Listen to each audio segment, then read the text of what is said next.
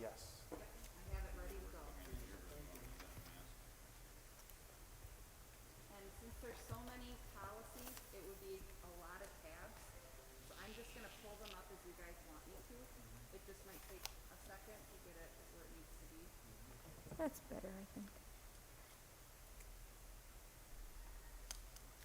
I mean, we'll have it in front of us, so we can start chatting or discussing. It's 5 o'clock, so I would like to call to order the Education Operations Committee meeting of the Wausau Board of Education. Moving on to agenda item 2, approving the minutes. I'm seeking a motion to approve the minutes of October 27th or 26th, 2020. So moved. Second. All right, all in favor? Aye. Opposed? Abstentions? Motion carries. Those minutes are approved.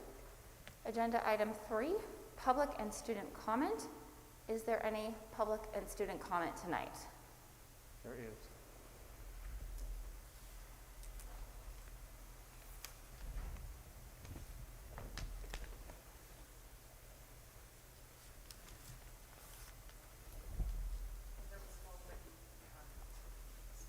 Okay. All right, thank you.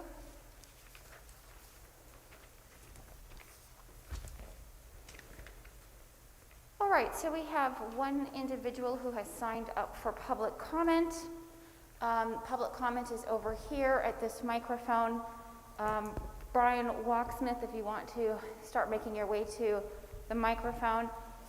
I will just remind you that your comment is limited to 3 minutes in duration. Comment shall be directed to the board and not to staff or other participants. Public comments identifying specific personnel or students by name or through the use of sufficiently detailed description so as to identify the individual staff or student referenced are not appropriate subjects for presentation to the school board and should be referred to the superintendent's office. Mr. Walksmith, Clerk Peck will show you when you have 30 seconds left in time, and if you could just state your name and address for the record, and then you have 3 minutes. Address is 231-422 Continental Road, Wausau.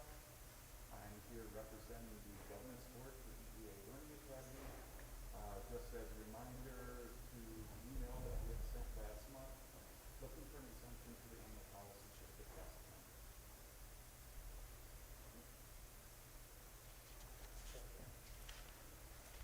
Okay. Just to extend my time. Okay, thank you very much, Mr. Walksmith. All right, there was no written comment submitted for this meeting, so there won't be anything for redaction or posting under today's date. Okay, we move on to agenda item 4. This is the Neola update. We're going to continue moving forward through these policies. And just like last month, we'll just take them one by one. This is our main job. I don't know that it will take as long, having reviewed all of these policies, but we'll go one by one. I'll ask if there are any questions, comments, concerns. Hearing none, I'll just move on to the next one. So does everybody have their policies in front of them? We'll get started with 1130, conflict of interest. This actually came back to us after I did some more searching and reviewing. This actually is not the board conflict of interest. This is the administration conflict of interest. So I didn't propose any changes to the board one because the board one is actually not part of these. But does anybody have any questions, comments, or concerns on 1130? I do, actually. If you go to page 2, it appears that administration is recommending a new provision wherein administrators or administrative employees may not accept in employment consulting, advising, or other professional activity without first providing notice to the district administrator. I'm a little concerned that this might infringe on some rights of employees. So I don't know, Dr. Hiltz, if you want to speak to this recommendation. Sure. This is really more of a notice, but there is a requirement in here. Essentially, I think if I were to, help another district facilitate the development of a strategic plan and be employed for that, that I would want to let the board know and get your permission on that. Same thing if we have, other administrators. There's another, the next policy is 3230, again, a conflict of interest. We have a lot of very talented people in our district, and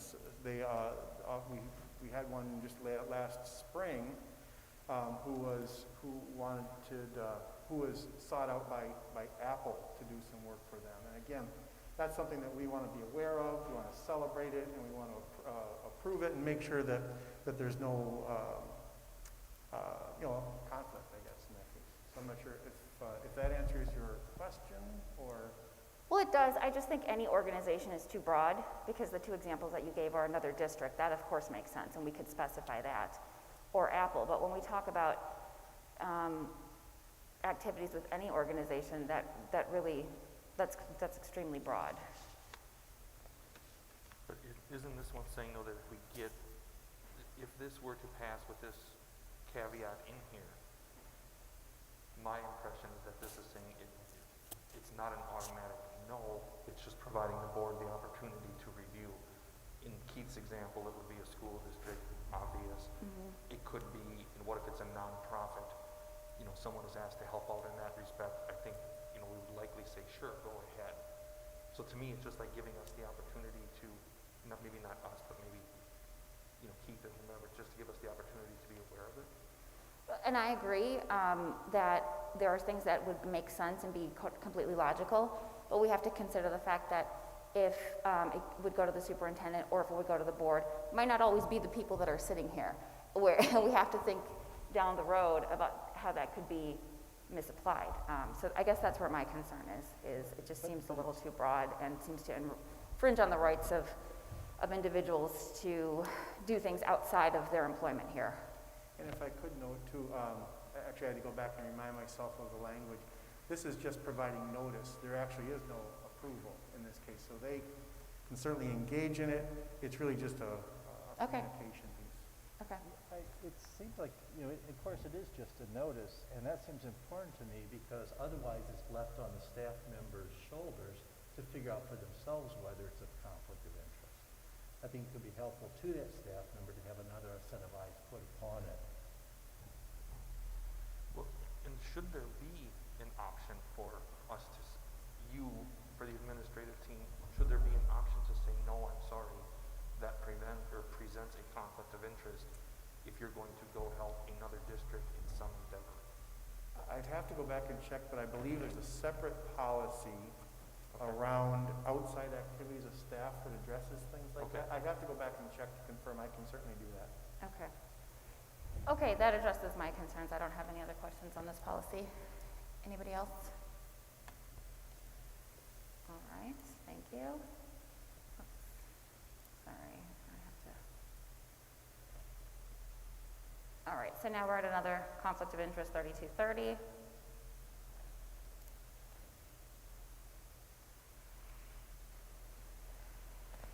Any concerns?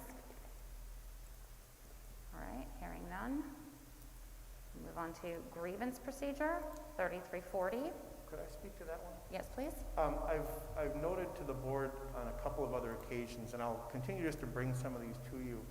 This is a policy. It has fairly minor changes at this point, but the grievance procedure that's listed here is Neola's template. What's in our current policy that Cassie can pull up if you're interested is our own language. The content is very similar. Our policy has more process in it. And again, the only reason I bring this up is that when Neola makes these recommendations, now we have to see what the intent of their recommendation is and make it fit in our language. And grievance procedure is pretty clear in statute.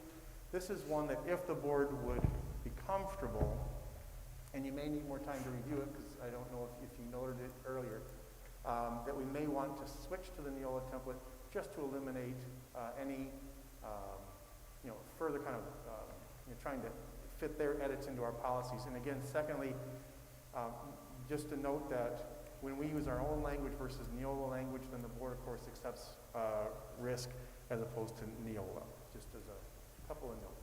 So question, Keith, now this proposal would have the first tier of review with the principal or supervisor, but what if the individual grieving doesn't feel comfortable going to that principal or supervisor?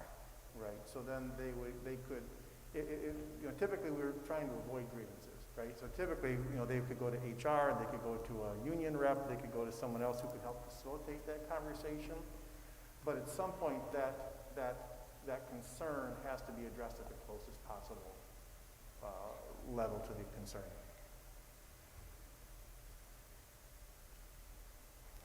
I would feel more comfortable if we had an option in, with number 4A, if there was an alternative. I mean, if a teacher or a staff member doesn't feel comfortable going to that immediate supervisor, there should be some alternative. I mean, whether we're talking workplace safety, discipline, employee termination, there could be, I can imagine a number of reasons why they wouldn't want to go to that individual first. And of course, in that case, if there is a termination, for instance, that conversation has already occurred between the supervisor and that employee. We're already well past that, and so that wouldn't be applicable in that situation. But it's not clear in the So policy. are you suggesting, Tricia, that you add something like, or to the Director of Human Resources in the event the staff member is not comfortable? Yeah, Blah, blah, I mean, it blah. could be completely moot for them to go to that individual, or just it doesn't make sense. Maybe Right. they've already addressed, this isn't safe, and Yeah. now I've got to bring a grievance to you. So that would be my suggestion, is we have some sentence in there giving that individual an alternative.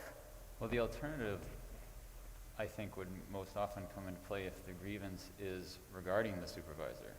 That seems to me to be the one that would naturally be, well, if my grievance is about my immediate supervisor, I'm not going to file my grievance with my immediate supervisor. I'm going to file it with that person's supervisor. That would be the one I think that would, and I think our current policy does allow for that, does it not? In some fashion, doesn't it? Well, I think our current policy starts with Dr. Hilt, with the superintendent. Yeah. So this is including one more level of review, which is great if it can be resolved at that Right. level. That's But, the goal. but in the event that we have this problem, I think we have to have some kind of caveat in this section. Yeah, I don't know if I like the language, just if they're not comfortable with it, but I definitely like the idea of it. I'm not sure what the language should be, but I could see a situation, like I said, if the grievance is with the supervisor, it should go above the supervisor then. Agreed. I think that's inferred. I think we could certainly add some language if that. So we need to have some kind of standard in there that's better than just being uncomfortable. I agree. So if we could, Let's take a look at that. yeah, we could work on this one and bring it back just to have some kind of option there. It does say principal/supervisor, so doesn't that mean two different people? There could be, Depends. For a teacher, their supervisor is their principal typically. So They're part of in a most pro- cases it would be, but it could be. Let's see. I think we should avoid inferring things from policy too, to the extent possible, to be clear in the Right. plain language of the policy. Yeah, in any case, it would be the person wanting to file the grievance who would have to determine whether they're going to this or to that instance. So in any case, whatever we wrote, it would be only a question of whether they felt comfortable or not, regardless of how we might state it. Because they're on their own are going to be making that determination. Yeah, that's why I think it should have less to do with the comfort and more to do with whether the grievance Subject is matter? regarding the supervisor, because that would be the situation where it shouldn't go to the supervisor. It should go to the supervisor's supervisor, so to speak. Well, why don't we work on this and bring it back, Will do. and we can tighten that part up. Okay, Thank you. great, thank you. Any other questions, comments, or concerns on this one? No? Okay. All right, next. Threatening behavior towards staff members, 3362.01. Questions, comments, concerns, anybody?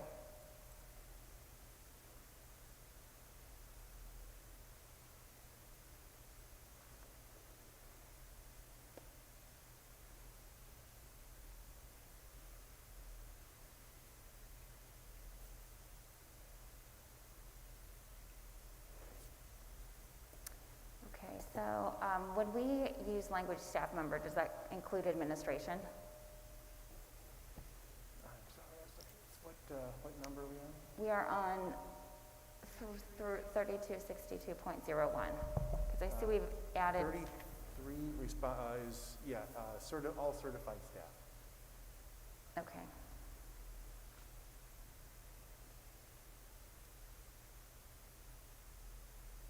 All right, so we've added board member, contractor, agent of the board. Any questions, comments, concerns?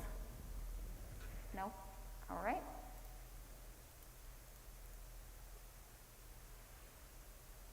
Okay, job descriptions, 4120, pretty self-explanatory. Questions, comments, or concerns? I don't have any. 4122.01, drug-free workplace.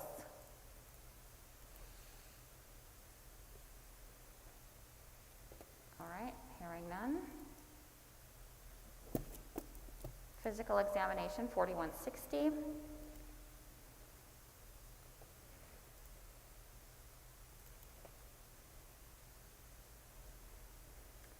$41.61, unrequested leave of absences. Yeah, there was a change in there, regarding pay during if somebody can't perform their job and there's a hearing or you're checking it out, they used to get paid during that time period. It looks like that provision has changed. Let me just get to that policy so I can. Yeah, what it said was, with such compensation to which they're entitled, which is really saying something without saying anything. Because it's just saying they get the compensation that they are required to be given. So if they're under a contract, then they do or don't get paid during that process. Well, that's just it, the policy I don't think really changes by taking that out, because in either case, they're paid what they're required to be paid. You know what I mean? It doesn't really, it's just sort of extra language that doesn't really accomplish anything. This might be a technical. Let me check Is- those here, 4161. Right. It's taking me a while to pull it up here. Yeah, in the second paragraph, to place a support staff member on sick leave or suspend a support staff member, that covers, I would assume, paid and unpaid. So if they're on sick leave, they're paid. If they're not on sick leave, if they're suspended, they're not paid. Okay. This policy 4161 is in the technical correction, which it just says corrected language to conform to practice. So I don't believe there's a substantive change in this one. Okay, I withdraw that. Okay. All right, so 4161. Oh wait, that's the one we're working on. Sorry. 4215, use of tobacco. Yeah, I was wondering, I would think we want a carve-out for the personal residence in the school forest on this There one is one, too. I believe. Did you find one in here? It might not have been in, there's several the one different on the tobacco alcohol policies. Policy, but I didn't find one with the use of tobacco. Well, this one is support staff use of tobacco. Well, and this is one of the technical corrections, I think. Nope, this is a regular one. And there is a 3215 as well as a 4215, at least in this update. This is a replacement policy. We're trying to include more comprehensive terms and incorporate language that permits the application of the policy prohibitions to a broad range of devices. So that's the main focus of this, is the change in the number of devices that are available. I haven't looked at this one in a while.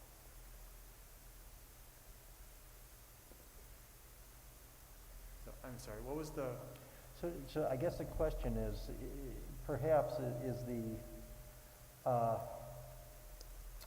school forest residency, is that staff member there not considered support staff? Is that the distinction? I believe they are, yeah. I thought so, yeah. So in the exceptions paragraphs, there probably should be one there, just as there is on the alcohol policy. Oh, that's I agree. cool. Bob, any thoughts on that? Sorry, I just, I would like consistency your way, alcohol firearms, after the product picnic category, or we offer exception. yeah. We could take that language, if that's a friendly amendment, we could take it from that other policy and include it. If the board's comfortable, Sure. we could add it for the final approval. Yes, I That agree. makes sense. Cassie, can you find that? Do you know which one? Thank you. Okay. All right, 4230, conflict of interest.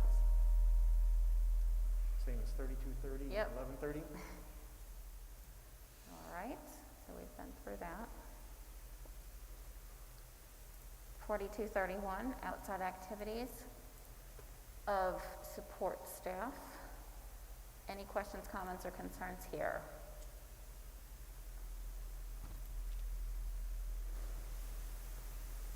Why is the change from employees to staff members? Is that just a consistency? Are they the exact same definitions? 4231, 3230.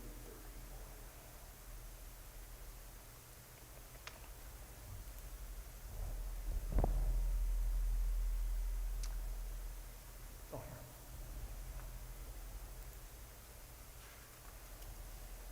Sorry, find it. Oh, so this policy has been revised to add a reference to policy 3230, the conflict of interest, and to assure that those two policies are read together and clarify those options that are provided. That's the only feedback we have. Okay. So I'm sorry, what was the question then? No, I was just curious why the change from employees to staff members, if that Oh. was a consistency issue? Yes. Okay, Yes, that's been a change that we've seen in a few other drafts as well. all right. Okay, so 4340, grievance procedure, would be the same concern as the last one. I assume there aren't any other concerns besides the one we identified? Okay, 4362, threatening behavior to staff member. Just a repeat, essentially. 4531, unauthorized work stoppage.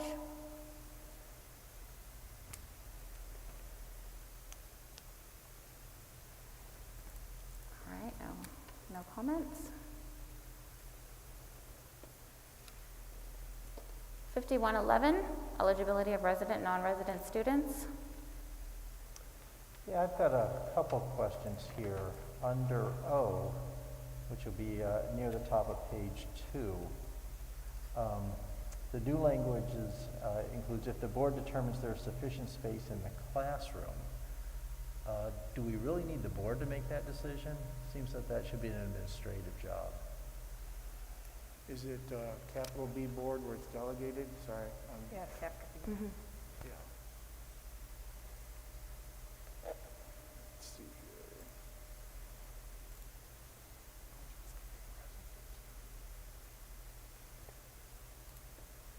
I'm sorry, Dr. Lee, which section are you looking at? Okay, it's under section O near the top of page 2. Okay. Non-resident students accepted into the district's part-time open enrollment program may attend no more than 2 courses at any time if the board determines there's sufficient space in the classroom. Thank you. Yeah, so each year the board approves spaces, so Right. that's the level of approval that they're referring to. Okay, Yeah. all right. Other questions? Do we have any desire for the board to be informed of the revocation of a conditional enrollment? Because the board has to be at least informed on a conditional enrollment if the student is removed, once they've been approved, I believe, if I remember correctly, the board has to make the decision, don't they? And in any case, do we want to be informed on the revocations? A student could be removed for truancy. Mhm. There could be any number of reasons. I'm not sure that many of those would rise to, the level of the board. Certainly an expulsion would be one way, and you certainly would be informed or, involved in making that decision. Is that a section? It's Jeffrey? under, is section R3, R3, okay. conditional enrollment, Oh. I'm sorry. Okay, I see what you're right. The student may be enrolled during the period of expulsion if the board, following input from the district administrator, sets forth one or more conditions for enrollment. But then the student can have that conditional enrollment revocated without the board being informed. And- Typically, we don't accept students who have been expelled. Let me do, Mrs. Lloyd's not here tonight. Let me get some more clarification on R3. Cassie, can you record? And we'll get you some more information on when that might happen and what the process would be. Is that good? Mm-hmm. Okay.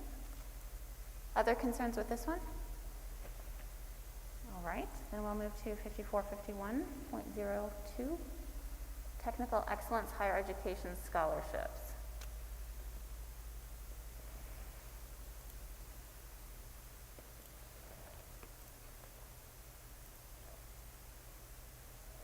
All right, hearing nothing. 5460, graduation requirements.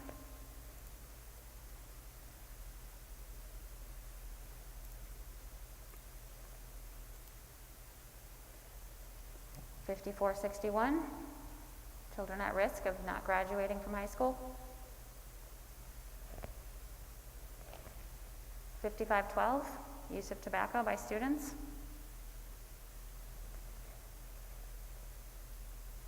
5517, student anti-harassment. 5630.01, use of seclusion and physical restraint with students. 6147, debt management. 7230, gifts, grants, and bequests. 7434, use of tobacco on school premises. 7440.03, small unmanned aircraft systems. 7540.03, student technology, acceptable use and safety. 7540.04, staff technology, acceptable use and safety. 8390, animals on district property. I really like the policy you sent out from Sun Prairie. Yes, so we should talk about this. So I know I have concerns, and I don't want to assume I'm the only one on the board that has concerns for the EEA students and the use of the therapy dog. And we heard from a lot of students and staff over there. We heard a request for an exemption, wondering about the possibility of that. I certainly would support that. What I would recommend is, this is a policy that very few districts are accepting. Because EEA is a charter and has a contract, there are some provisions and some processes to pursue that. And I would recommend that we don't accept this, and then we handle if that's an interest of the board on the EEA governance board, we could pursue it through that process. I would hate to just do a blanket no, because therapy animals can do tremendous work with children. Absolutely. And I know there are give and take, but some of the breakout sessions I've been to over the years about therapy animals, it's truly amazing, the kids that they can reach just by being there. I saw was a standard poodle. She was a service dog and a therapy dog. And they had a mailbox set up in the hallway where they could write to the dog, and the dog would write back. And they found out so much helpful information through that. I just think to do a blanket, no, we're not interested, is gonna close some doors that we don't wanna close. Although the policy, I mean, the policy isn't a blanket no for therapy dogs, it's a no for staff members bringing their own dog in and then managing the dog and their normal duties at the same time is basically Correct. a concern. Although I fully support working something out with EEA. We have an exceptional situation that's working at a school that's different than the regular school, and I think we should work on that for sure. I don't know if there should be a blanket no to all staff,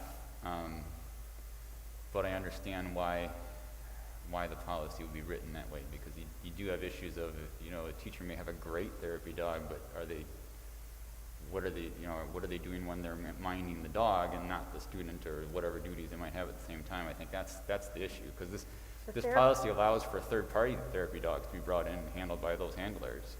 The therapy dogs that I've seen have all been linked to counselors. It's never been a classroom teacher. They've always been linked to a counselor. That would seem to be a much better fit. So there's two issues. One is, just as Lance raised it, the question of whether staff members can bring therapy dogs if they've met all the other conditions. And in general, there seems to be, between the three documents, agreement. The EEA proposed policy, the Neola proposed policy, and the Sun Prairie policy all agree on what's required of the dog. And so there's agreement there. There's just the question of whether it's a staff member and the level at which the decision is being made. EEA is asking to be able to make their own decision on this. And so our question is, do we want to allow a carve-out for them or for any other body within the district to make the decision below the level of the superintendent? Well, I can see why, a teacher couldn't handle the dog in a classroom of kids. That just seems, because dogs have to go outside and you don't always get to pick when. Our teachers don't have time to go to the bathroom themselves, so. Right. Yeah. Right. Right. Ron, what about a principal? You know, So- if there's a problem, could a teacher really raise that very easily if it was the principal's hand? So, Dr. Hiltz, I'm sensing we have enough support for definitely EEA being able to have a therapy dog. What makes the most sense as far as approving this policy then? If the board's comfortable with this, or if, you know, Jane, I hear what you're saying about guidance counselors. I don't know if we've got any, room for exceptions in here. I can't, I'd have to go back and check again, read through the policy language. If the board would approve this, then like I said, we would go through, work the EEA situation through their governance, their charter contract. Perhaps we should have a separate therapy dog policy. Take this out of the language, and that covers some of these other situations, and then we can address a therapy dog policy separately. Well, And we could because have language in here that references that policy. Don't both of our secondary SROs at the high schools have therapy animals that they? Right, but that's a third party, Yeah. that's not an employee of the district, so it's We do already get part of their salary, though, accepted. don't we? And That would I be think it even considered talks their about, pay? it even specifically addresses Says them in here SRO. too. Mhm. Talks about SROs. But I think Jane raises a good point about a counselor. I know we aren't currently doing that, but I'd hate to have a situation where sometime this counselor has this great therapy dog and you want to do it, and we have to come back to the board and get permission, or Right. just say no because there's a policy that says you can't. I wonder if there's a way. I certainly wouldn't want to make it easy so that Right. any employee thinks that they automatically have the right to do it, but there ought to be a way that we can draft it that allows you as the district administrator to allow it in certain very limited situations. But I think your idea of having it as a separate policy might be good. We could take that out of here, refer to it, and then craft one. I think that makes sense, actually. We could draft something. So just to clarify then, for the folks at EEA, I think that there's a consensus on the board exception for all of that work to continue as is uninterrupted. Just so they can walk out of here, this gentleman can walk out of here with the message, yes, you know, we're gonna pass some policy, but there will be recognition and work with EEA to. Yeah, we'll have a conversation with Dr. Young and the Governance Council and see what's workable. Okay. Okay, so I think that we should do that. We should have a separate therapy dog policy, which really does make sense, because animals on district property, that covers a lot of different possibilities. And then can reference it in this policy and then work on some language. I did see a few policies that I can share also that might be some good starting points or things that we could work off of. Thank you. Okay? All right, so we're moving on. 8395, Student Mental Health Services. 8410, Crisis Intervention. 8900, Fraud.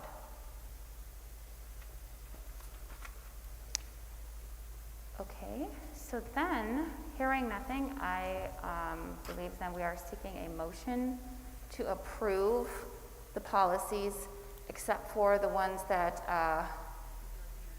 sure. All right, approve all the policies with the exception of 3340, we're gonna bring back in subsection 4A, we're gonna add an alternative option for other than superintendent to present a grievance to, and that is the same for 4340. And 4215, we're gonna add an exception for the school board's caretaker. And 5111, we're gonna get clarification for R3. And 8390 is passed, but we're gonna have a separate therapy dog policy as well. Is that accurate? Yes. Yes. Good. Thanks, Cassie. Okay, so I am seeking a motion to approve these policies with those changes, save for those that will come back next month. So moved. All in favor? Aye. Opposed? Abstentions? Motion carries. Great, thank you very much. All right, we're moving on to agenda item 5, Whole Child, Whole Wausau. Looks like we have a short cycle report by Bob Tess. Yeah, so before Mr. Test gets started, just a reminder that as part of our Whole Child, Whole Wausau, we had monthly updates. Those have been canceled basically through the pandemic. So Mr. Tess is our reintroduction to the short cycle report. No pressure, Bob.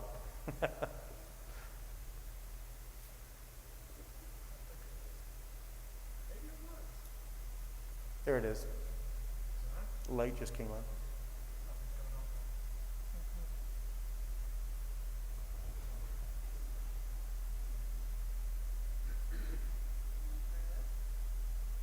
I think he's working on it.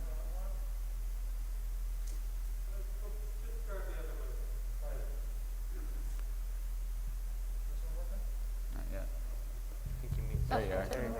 Yes, it is. OR2, we haven't talked about OR1, excuse me, for a little while, and OR1 is how we're going to get full pupil services staff in all of our schools and have a building to also accommodate for pupil services staff. And we use our normal template that we use for all the short cycle reports. A quick reminder of what OR1 is. OR1 is through optimization of staffing and the building efficiencies to have full pupil services in every building by 2023. What is going well? There are some things that are going well. I've got a reminder in the upper corner that's probably not in board book right now, but that's my first bullet item. Current and past defeasance strategies support affordability for a referendum question, and this continues to be the case.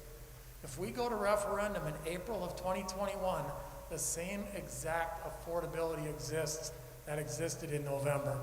That is a gift or an opportunity. A lot of school districts across the state passed referenda in November and also last April. Very few of them had this same opportunity to ask 2 referendum questions and have it be zero tax impact. And that upper right shows exactly how that can happen. Currently, we're defeasing and paying $14.5 million in debt. If we tackle $155 million in new debt and pay 3% on that over 20 years, that's our annual payment. If you add to that the second question, the $3 million in operational excess, you add them together, it comes in just under what we're currently levying. That's how we can do that. What else is going well? Interest rates are at a historically low rate right now, and they continue to be. Great time for at least a building referendum, not so much the operational referendum. Same is true for the third bullet. Contractor interest is extremely high right now. We can benefit from that if building is considered, referendum question number 1. Fourth bullet, there's evidence that other referenda questions across the state have been successful in spite of the referendum. I had a graph up here a couple of weeks ago. I think it's 86% of attempted referendum questions in last April and November have been successful. So it is possible to pass a referendum during a pandemic. The last bullet, question number 2 in November, narrowly failed. And I think some of that might have had to do with there was just say no sentiment, and there was a no campaign. And the no campaign didn't speak specifically to question number 1 or question number 2, but in talking to people, it had more to do with question number 1 than question number 2. But that vote no sentiment, I think, carried over to question number 2, and it also impacted number 2. I can't say that for sure, but that's just what I learned being out in the community. So that's what's going well. What is the current status? The defeasance is on track. We already talked about that.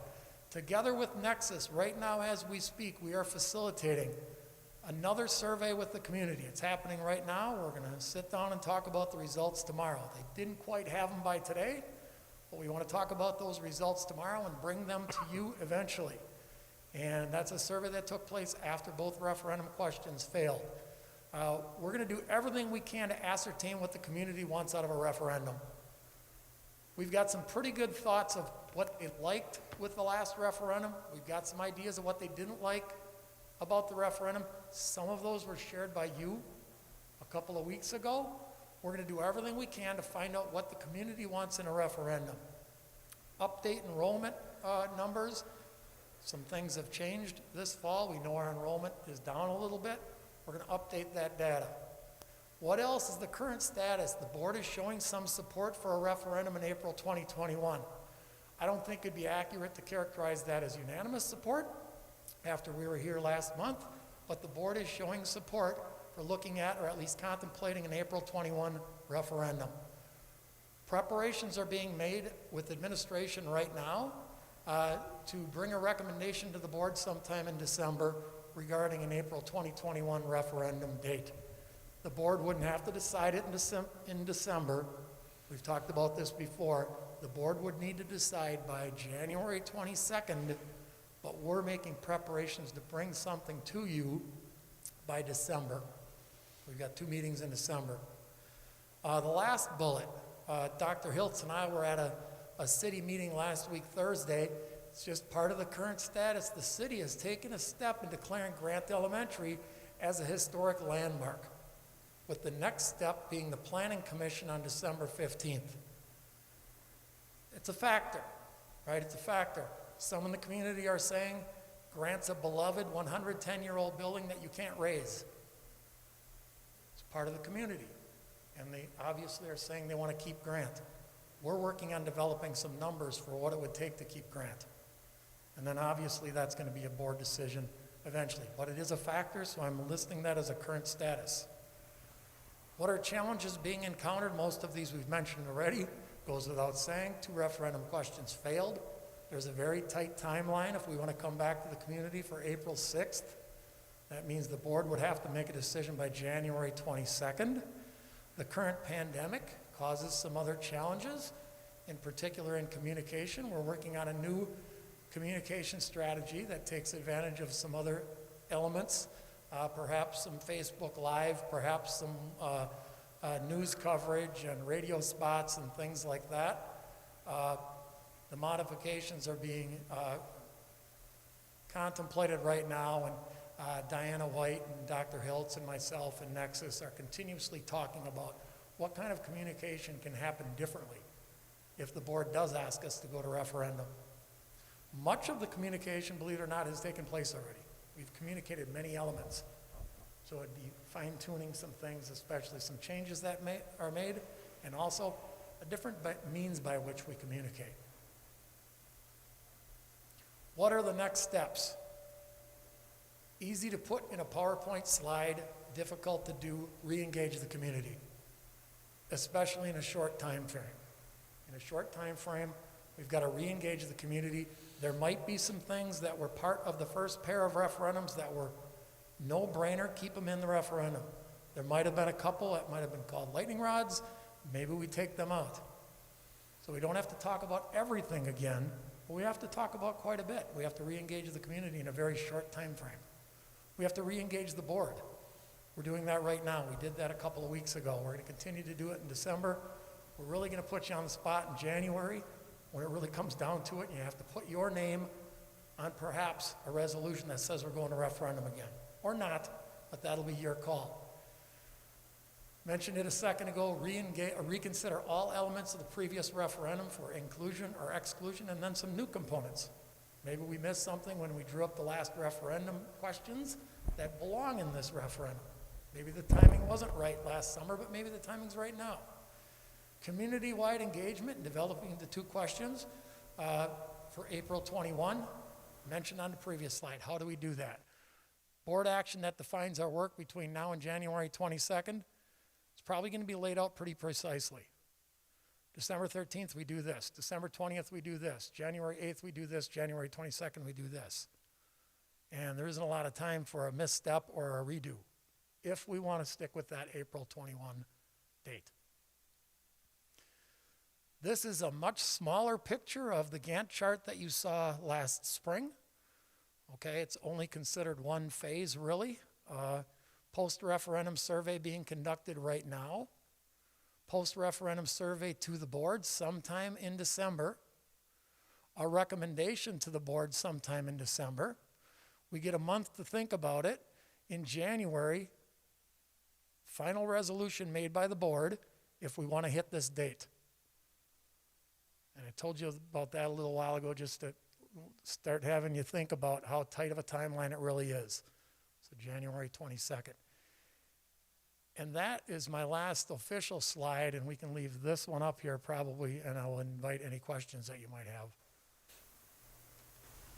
Study the voting real carefully, but were there differences? Did you guys look in different districts in the city of Wausau? And can you tell, Yes, we look very closely. Okay, and can you tell who'd engage then? Or, I mean, there'll be different elements now, but. There will be, and a successful referendum has something for everybody, right? Yeah. It does, it has something for everybody, and we noticed, in spite of some of the townships getting capacity relief, neither question carried any of the townships. So none of the townships voted yes, yes. Your neighborhood voted yes, yes, as an example, and we looked at every single board. So some of them were yes, no, some of them were yes, yes, some of them were no, no. But we did look at that. We'll continue to look at it. I thought that might help with who do we need to communicate with. That's part of it. We're discussing that right now. So, Bob, with the April election, I mean, there were 28,000 votes cast on question 1. The April election is going to be significantly lower turnout, right? So to me, that just puts more pressure on the need to keep that story crisp and concise because there's much less room for error this time around. I don't know what the plan is and how we plan on communicating, but I would strongly advocate that somehow we develop a one-pager that says, here's the elements that are going into this. For example, building safety improvements. What are a couple sub-bullets under that? $20 million. Improved technology infrastructure. Boom, boom, boom. I mean, just something that people can truly have in hand to say, this is what we're getting for our money. To me, based on the feedback that I've heard, that would help immensely. As, again, most of the feedback I heard was, well, I wasn't quite sure what we were getting or what we were doing with it. So just FYI. I could not agree more. This is the first time the district, and the records that I have, ever went to referendum for a presidential election. And this was an unusual presidential election on top of it. We usually would get 10,000 votes total, right? We were thinking it's going to go north of 20, and it went to 25, as you mentioned. But you're right, you have a slightly different strategy when voter turnout is 10,000 versus voter turnout 25,000. Thank you for mentioning that. I guess this is my live mic I should be talking into. Other questions? Is there anything in particular that you want to give a head nod to that we should be working on? Right now, we're doing the survey. We're looking at all the elements of the first referendum. We're thinking of ways to engage different groups. We're listing different groups. We're brainstorming who the different groups are. Some of them are obviously. We know who we need to engage. But anything that you would like to, because the next time we get a chance to talk might not be for a couple of weeks. So anything that I hear from the board, I really hold on to because I don't know the next time I'm going to be able to talk to you. Well, if you have the opportunity, I mean, I know that Mary and someone else were here from the, the previous, vote no, and we understand their reasons. If they haven't been brought in, frankly, mano a mano, and just say, hey, what can we do together on this that's going to work? Right, and to me, that's how the process probably should happen. And taking that feedback and their vision and their strategy for this and giving grants, potential historical landmark thing, I mean, to me, if you do that, if we do that effectively, that could be a game changer. Yeah, you might turn a no campaign into a yes campaign. So. Exactly. That's great. We reached out to them last week, and we're really close to having something set up and going to the city meeting also. But great points. I agree with your assessment too, Bob, as far as question 2. I think there were a lot of people that were just voting no, and it wasn't really a clear understanding of how question 2 is totally different from question 1. And that's really such a loss to our students and our staff that could have some relief to have those full pupil services in all our elementary schools. So I don't know if you're going to be bringing that back or basing it on the feedback that you get from these surveys, but I definitely think you're right on, and that's why that one didn't pass. Personally, I think 2 is maybe more important than 1 when it comes to OR1, this goal. 2 is extremely, extremely important. But because of the nature of the 2 questions, you automatically spend more time talking about the big bond question that has more complexity. We did the same thing in 2015. We went out and talked a lot about the 4K academies. And it just took up so much time with even the questions that were asked. And then the operational question didn't get as much airtime. And it didn't get as much attention. It didn't get as many votes. So we're going to have to be mindful and deliberate about giving airtime to question 2 if we come back with 2 questions, but the operational question. And I mentioned this before, but I think we should seriously look at John Marshall, because I know last time when we went to referendum and we looked at putting air conditioning in that building, it's very, very expensive because of the way it's built. And it seems almost a waste to spend that money to retrofit that building instead of starting over so that they could have a state-of-the-art building. I was just going to ask if there was any talk, but it doesn't really solve the problem of what the first question was. Combining 2 schools and replacing a school solves more problems than just replacing a school. Unless you build it bigger and give Montessori a space in the John Marshall neighborhood school. I don't know if that, I'm sure you're brainstorming everything, but I was just going to say, if Grant can't be replaced because there's so much opposition, take the other old school and replace it. I would suspect similar opposition coming with the other old school, and from our architects and engineers, they've made it pretty clear that Grant's a pretty solid school. And Grant is, I want to say much less old. It's probably 98 years old versus 110. But the challenges that we have with Grant aren't quite as big with Marshall, because Marshall's a solid building. I see. Though those challenges at Marshall don't go away, 10 years from now, 20 years from now, it'll be even a bigger challenge perhaps. So I'm not saying that necessarily that has to be one of the options, but it's not going to get any easier. Correct? I just want to say that I would still be opposed to a referendum question in 2021. I think it's still wholly inappropriate to do a referendum in 2021 due to the pandemic. And I think it would be a lot more appropriate to do it in 2022. Now, I understand why we would need to do one in 2021. But again, you know, with everyone still going through the pandemic, people are still unemployed, not able to make ends meet, I think it would be inappropriate to say to the voters, hey, you know, we need more money. I understand that, you know, we need these new schools and, you know, support for our teachers and employees in schools, but I don't think that we should be asking any more money from our constituency in 2021. I think it would be more appropriate to do it in 2022. You know, that's just the temperature that I'm getting from people in the community. I think it would be more appropriate to do it in 2022. It's not appropriate to do it in 2021 when the pandemic's still going on. We're still so unsure about what is going to happen. And so I don't think 2021 is the year. Sorry. Cobb, But we aren't asking more money. It's gonna stay the same. oh, I'm sorry, who's, I can't see who's speaking, sorry. Go ahead. Okay, by inappropriate, you mean it's a tactical error? Because it's not a question of them paying more or less taxes, because as Bob has told us, if we don't pass it, they're likely to pay more taxes. I think it's inappropriate because, first of all, we're asking our parents in our community to bear with us as we're dealing with the pandemic in our schools. And so if we're putting this on top of that, I think we're asking them to do another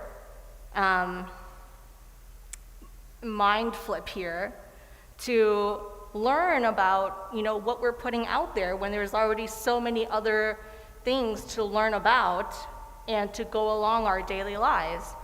So that's why I think it's inappropriate. And I don't think, I think we should really just focus on the pandemic in the district, because I'm afraid that, you know, maybe we can't jump rope and chew gum at the same time. So I really think this should be moved to 2022 and not necessarily 2021. The key in your description there, though, is asking, because that's all a referendum is asking the community to decide. You know, Right, it isn't the but board. we're also asking them to learn about what's going on here, and I don't think the interest is there. Yeah, but the board So- doesn't decide yes or no on the referendum. The board simply decides whether or not the community should make that decision. So if the community agrees with you and doesn't believe that it should happen at this time, they'll vote no. We've seen that. They'll vote no. So I'm struggling to understand why it would be inappropriate to let the community decide yes or no. Well, Lance, one thing that happens is that there's a lot of administrative time spent getting everybody educated about a referendum that's coming up in April with a short timeline, instead of spending, I mean, time is a limited resource, and I guess as a district, you have to decide what your priorities are. I too am in favor of waiting till 2021. I see the favorability of doing it now, and the impact, you know, no impact on taxes and low interest rates. I get all of that. But I too feel like it's sort of divided priorities, and I want us to focus on that one thing. I think it's super important, the safety and education of kids during this pandemic. So I do agree. No, I agree that we don't want to waste time on something that we know that can't pass. But we also know, looking at the results of referendum across the state during the pandemic, that the vast majority passed. I mean, 50-something passed and like 7 didn't, or 80-something passed and 7 didn't, and we were one of the ones that didn't. I mean, So that makes most our of them community do kinda pass, so unique. I think we would go into it thinking that it wouldn't be a waste of time. I wouldn't vote in favor of sending a Sure. question to the community that I thought had no chance, I because that don't would think be a it's waste of time. I don't think it's a waste of time, but I think it does divide people's time, and they're spending time on that rather than something else. I mean, there's a lot of stuff to do here. I think we're a little premature because Bob is going to come back next month with survey results, and that's going to help inform our discussion. We might see overwhelming support for something one way or another, and I think we can continue to discuss at that time That's a good board point. support. President Zunker, I'm sorry, just one comment. And I believe it would be wholly inappropriate for this board not to consider something in 2021 for the simple reason of nobody up here knows what's going to happen in December. No one knows what's going to happen in January or next July. But the one thing that we do know is we will have over 8,000 students to educate next fall, the fall after that, the fall after that, and the fall after that. And dare I say that part of our responsibility, if not the majority of the responsibility, should be to set strategic vision for the district, and that vision goes beyond 4 months from now. That's what we need to consider. That's an excellent point, Pat. And Okay. it's- Bob, if I may say just one thing, I think what I've heard from the community and from many people that have talked to me, they really didn't understand what the question was for number one or number two. I think we need to make sure, and that's your job, make sure that all those questions, all those answers are out there and people know exactly what number one means and number two means. Because that's what I saw. And asking the question, I think that's our obligation to ask the question and let the community make a decision. So I agree. I think communication was a huge issue. And as part of the information that you bring next month with survey results, can you also have some information on what that change in communication would look like? That would be helpful. I'm very concerned with the school forest, that the building that they're using now is falling apart. I mean, it's been there for how many years, and it's literally falling apart. And get this referendum passed so that we can have something that functions out there. And that gives us a safety zone for the kids during storms, because there isn't a lot of space out there for that. All right. Thank you so much for that, Bob. You want to move on to your next item here, legal expense summary? Sure, this is also not for action. It's a good one, I like this. Cassie, you want to put the agenda back up or nothing, or, that's okay. This is a great report. It's $85 we spent in the first quarter in legal Never expenses. seen it that low. What is that, 15 minutes? Some of it has to do with, it's a weird year, right? It's a strange year, and some of it has to do with invoices not being sent on a timely basis. None of it has to do with us paying our invoice on a timely basis. I checked today, as a matter of fact, and between when the end of this report was running today, we've got another $11,000. So through a quarter and some change, we're at $11,000, and usually after the first quarter, we're right around $20,000. So we are trending in the right direction here. That's a good sign. All Next right. agenda item, that's not for action. If you want me to just keep going here. Please. Okay, now can you get up that one? Yeah. The next item is our presentation of the financial projection model assumptions, and they're just that. They're the assumptions. They create a baseline. And after we create a baseline and we understand that baseline is where we're at, we make adjustments up or down to reconcile our budget. It's the start of the next budget, actually. And this is an exciting time in the business office because we just finished the last budget 2 weeks ago. We're going to bring the audit for last year's budget in a little while. Now we're talking about next year's budget. So next year's budget starts with building the assumptions. And I've got a few slides only, and we can't talk about our budget or projections or assumptions without talking at least a little bit about our teacher compensation model. And you've seen this graph, at least the profile of this graph before, but the numbers are updated a little bit, probably unnoticeably. But in 2021, the year we're in the middle of right now, for teacher compensation, the red is the cost for teachers to transition to the new model. Nobody's moving on the new model yet. They're either transitioning to the new model or they're living on the old model. And the majority of our costs right now are people transitioning to the new model, along with the incentives to get people on the new model, and also the master's degree contribution. If you were a low earner with a master's degree, the new model or the transition to the new model is going to work pretty well for you. We're also going to talk about that later on tonight. And then some of that cost is people that are still living on the old model. Next year, most of our cost is people moving on the new model. The red is a little bit of red, people transitioning to the new model, because the people that were really incentivized to move to the new model probably did it this year. So that transition cost is low, and then the people living on the old model, they're living on the old model for a reason, in many cases financially. So that's going to be the cost. This is about 2.94%, the year we're in the middle of. It goes down to about 2.5%. So 2.5% is that amount of the teacher aggregate, $40 million, that we're planning to spend on the new teacher compensation model. Here you see all the different employment categories, and I also thought it was important to point out that the next 2 years are the next biennial budget that we know nothing about right now, or know very little about. And notice that 2.5% from the previous graph. That was the teacher graph, but I replicated that for all other employment groups. After 2.5 and 2.5, there's a hope that we're going to add to the grid itself. We've talked about that in the past. We reminded you of it last spring. We're probably going to talk about it a little bit later on tonight. But that's where that 3% comes in. So even though this graph stayed at 2.5, 2.5, 2.5, 2.5, that's just movement on the teacher compensation model. This adds another 0.5%. And that's 0.5% of building up the numbers themselves on the model. And again, these are just baseline assumptions. This is where we start. The start is 2.5, 2.5, 3, 3, 3, 3, 3.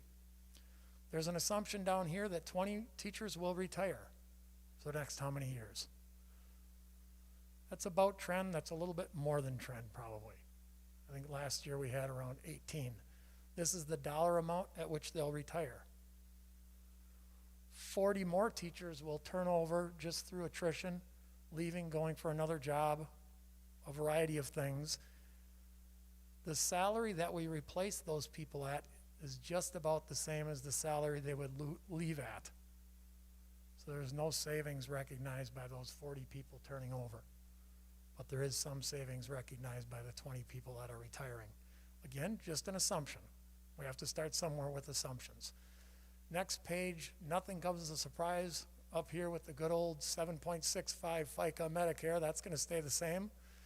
The 6.75 is the WRS part that the school district pays. That's going to stay the same for the next few years, we're hoping. Life insurance and disability go up 0.25%.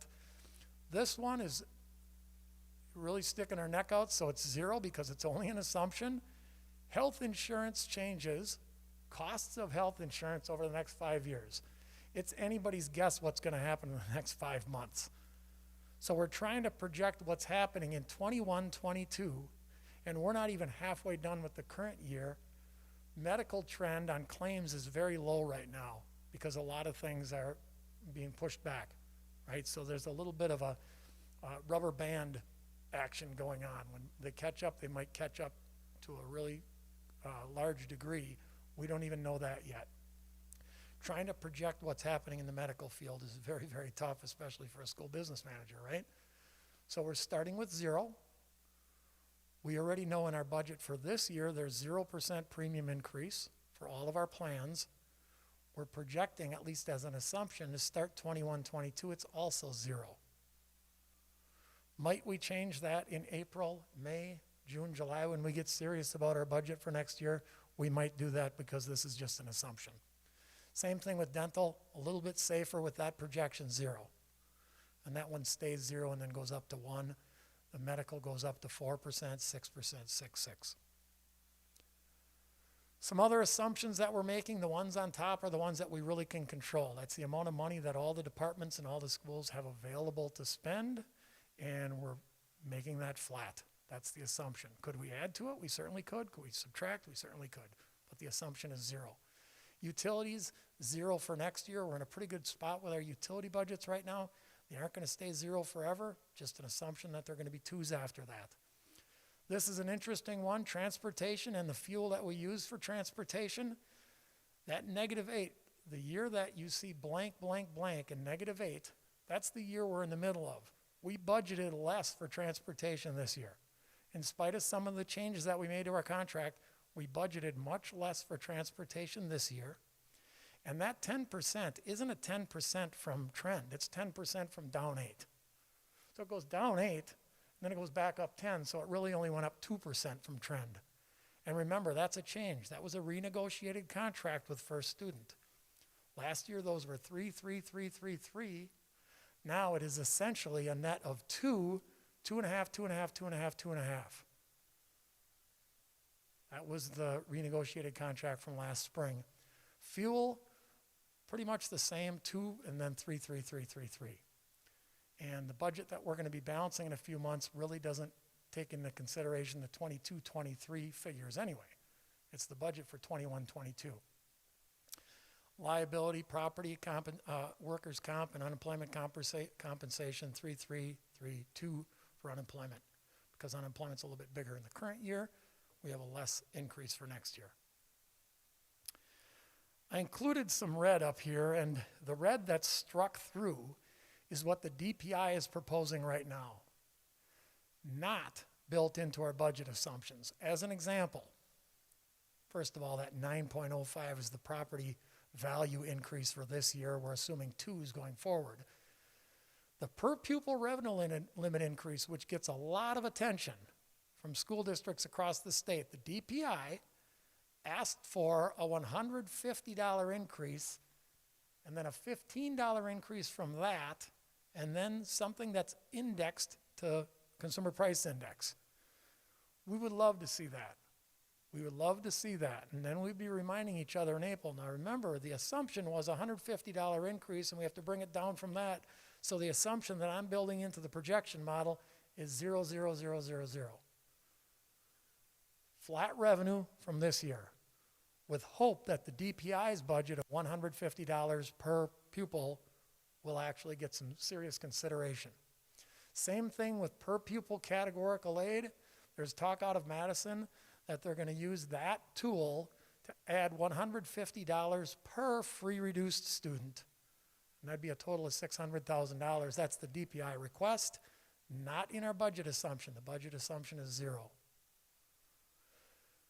Down here, this is aidable special ed costs, which is at 28% right now. The DPI is asking for that to go up to 40 within the next 2 years. They don't spell out exactly how that's going to go, but I split it in half, 35 the first year, up to 40 the next year. There's actually talk to get it up to 60 in the next few years. But as part of our baseline projection, we're putting it at 28 and then 30. That would be flat revenue also. So the picture of this whole screen is flat revenue is the baseline assumption, and we'll make adjustments from there when we need to in February, March, April, May. Enrollment assumptions. We need to make an enrollment assumption. The top one is the revenue limit enrollment, and that's what gives us the revenue limit. We get a per pupil amount, and we get multiplied by the number of students. This top one doesn't matter as much as you might think, because we get protection from declining enrollment. So if this top one is way off, it doesn't change much for the 21-22 budget. It changes for subsequent budgets after that, but it does not have as much effect on next year's budget as you might think. This one, on the other hand, does. Open enrollment trend over time. This has actually changed since you saw the final budget, because late open enrollments come in. And this year, It's more unpredictable than ever. So we've got late open enrollments, and they might continue to happen in our favor or out of our favor throughout the rest of the year. But if you take any kind of mathematical projection of this picture, that would suggest the blue line, which is open enrollment in, will stay pretty flat. That one's not hard to project. But no matter what model you use, the red one will probably flatten out or maybe even come down next year. So the assumption we're making in the baseline, keep it the same. That gap between open enrollment out and open enrollment in is going to be negative 339. We're going to lose that game by 339. Because you could throw mathematical projections at it and it'd show some really crazy stuff if you wanted to. Use a 1-year projection, what would happen? It'd go through the roof. Use a 10-year projection, it'd be pretty pleasant. So we're assuming it's flat. That's the last slide I have for the financial projection model. You'll certainly hear more about it. We'll build the model and we'll bring that model to you probably in January. And we'll have a target reduction or addition. Wouldn't it be nice to be talking about a target addition? But if history serves me well, the last 4 years, it's always been a reduction target. We'll bring that to you in January. No action needed on this agenda item. But I will entertain questions.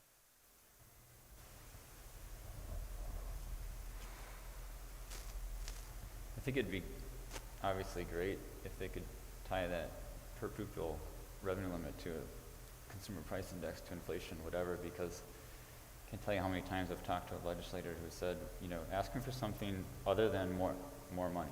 And I would say, how about just the same money? Just keep us at the same, adjusted for inflation, so that we don't have to cut. You know, we don't even want more, we just want the same. I don't know if it's going to happen, but it would be great if it could get tied to that in some fashion so that it's not seen as asking for more money. It's instead just operating the same. I couldn't agree more, and as luck would have it, tomorrow I'm serving on a SAA legislative committee statewide, and we talk about the legislative agenda. And every year we talk about, we need predictability. We don't want to find ourselves in a situation like this, where we're trying to do all we're doing with educating students, and it's up in the air until April or May. Wouldn't it be nice to have some predictability in funding so you know what's going to happen? Even if it isn't a real pleasant message, it's nice to know these things in advance, which that would do if it was indexed to the consumer price index.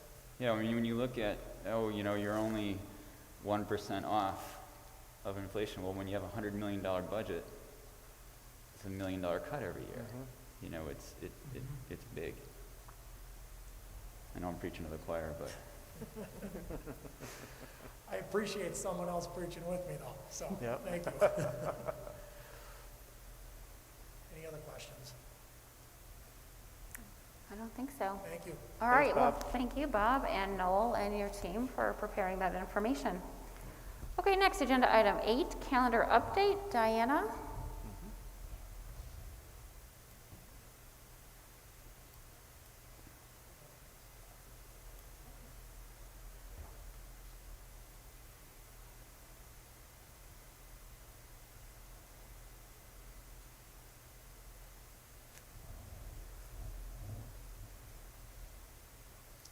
Okay, good evening, board members. Cassie, you can go to the next slide. So this presentation takes a closer look at the afternoon conference time that we offered to our families. As you remember, it was a 2-year trial. So the afternoon conference times were held November 4th of 2019 and October 28th of this year. And just a couple of comments that we heard as we collected the data was that the afternoon time was actually really popular with families. And in particular, one principal said parents who did not attend conferences at all actually came once the afternoon time was available.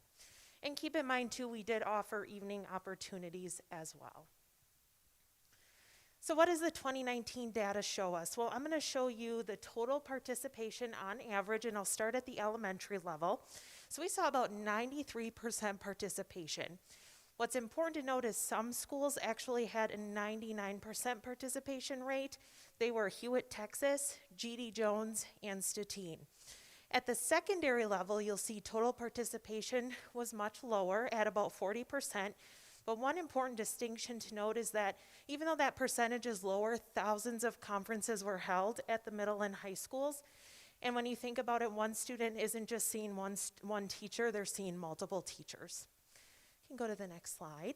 So this is a snapshot of the afternoon conferences. Some of the data we saw, so this would be between 12:30 and 3:30 p.m. Thomas Jefferson, 109 conferences, Jones, 77, John Muir had 379. So that kind of gives you an idea of the numbers we saw at the afternoon level. In 2020, average total participation at the elementary level, about 82%, and then at the secondary level, lower again at 48%. Important to note the pandemic may have very well played a role in attendance this year in that drop. While the focus was in person, families, if they requested, could take advantage of a virtual conference or by phone. We also heard that because of the virtual start, some families felt they just knew how their students were doing and didn't need that conference time. And then we'll go to a snapshot of the afternoon time of 2020, so you can go to the next slide. G.D. Jones, 115, Lincoln, 67, John Marshall, 47, South Mountain, 45. So this is an action item, and what we're asking is to continue offering that afternoon conference time. This would be in addition to the evenings, but the board would still approve the calendars, and that would happen in January. And with that, I'll take any questions if you have them. When we originally talked about this and adding the afternoon to make it more accessible for families that maybe they work at night, and now that we're starting to see those people, or for whatever other reason, the intent wasn't to have an 8-hour day of conferences for the teachers. So that's a concern that I have. I don't know if other people do. But on that day when you start the afternoon conferences, can it be capped at 4 or 5 hours so it's not such a long day for the teachers? I'd have to go back and I don't even remember what the timeline was. From your recollection, are you thinking that we had the afternoon and it went into the late evening? That's what happened last year. Is there were teachers that were having conferences at 7 o'clock or later at night. So maybe it wasn't a full 8 hours, but it was a long day of conferences. I have to go back and check schedules. I know last year was an unusual year too. We had reduced some days and moved that into conference time. I don't know. I'm probably There was some kind of speaking for hiccup. you. Yeah, but I hear what you're saying. Yeah. In some schools this year, they just had the afternoon on the 28th, but then their evenings were other days as Sure. well. Some schools did still do the afternoon and evening conferences on the 28th as well. But certainly that's something as we build the calendar that we can look at. Yeah, I would think a teacher option there might work. I mean, I don't know that it has to necessarily be the same in every building, but I could see the advantage as a teacher of having them all on the same night, and I can also see the disadvantage of that would be a really, really long day. So I don't know which one I would prefer, but if the teachers in the building are preferring to have it on different days, I would think we'd want to support that, because I don't think we want to require anyone to work that long of a day if they don't want to. No, I agree with that. If there's a decision that's happening at the building level and the teachers have a voice in that decision, I certainly support that too. But I did hear concerns about the long conference day. Right. And it was last year, and I know there was some kind of hiccup that happened with scheduling, and I think that was impacted somehow. So maybe that can be avoided just because last year was a different situation too. And that's something we can look at too as we build the calendar, what works for the schools at the school level, what they prefer. Great. Well, I'm glad to see those numbers on the afternoon, though. That's really awesome turnout. Other questions? All right, if not, then I'm seeking a motion to approve the calendar update as presented. Second. All right, all in favor? Aye. Opposed? Abstentions? Motion carries. Thank you, Diana. Okay, agenda item 9, new course requests for 2021-2022 school year. Jennifer Rauscher is going to provide an update to the board on accelerated automotive pathway. And if I could, before Dr. Rauscher begins, want the board to be aware that in general we are working to find ways to increase both secondary students, even starting in the middle school, and their parents, deepening that connection to work and to higher education. That's some ongoing work, and this is just one example of work along in that theme. So yeah, Dr. Rauscher, if you wouldn't mind.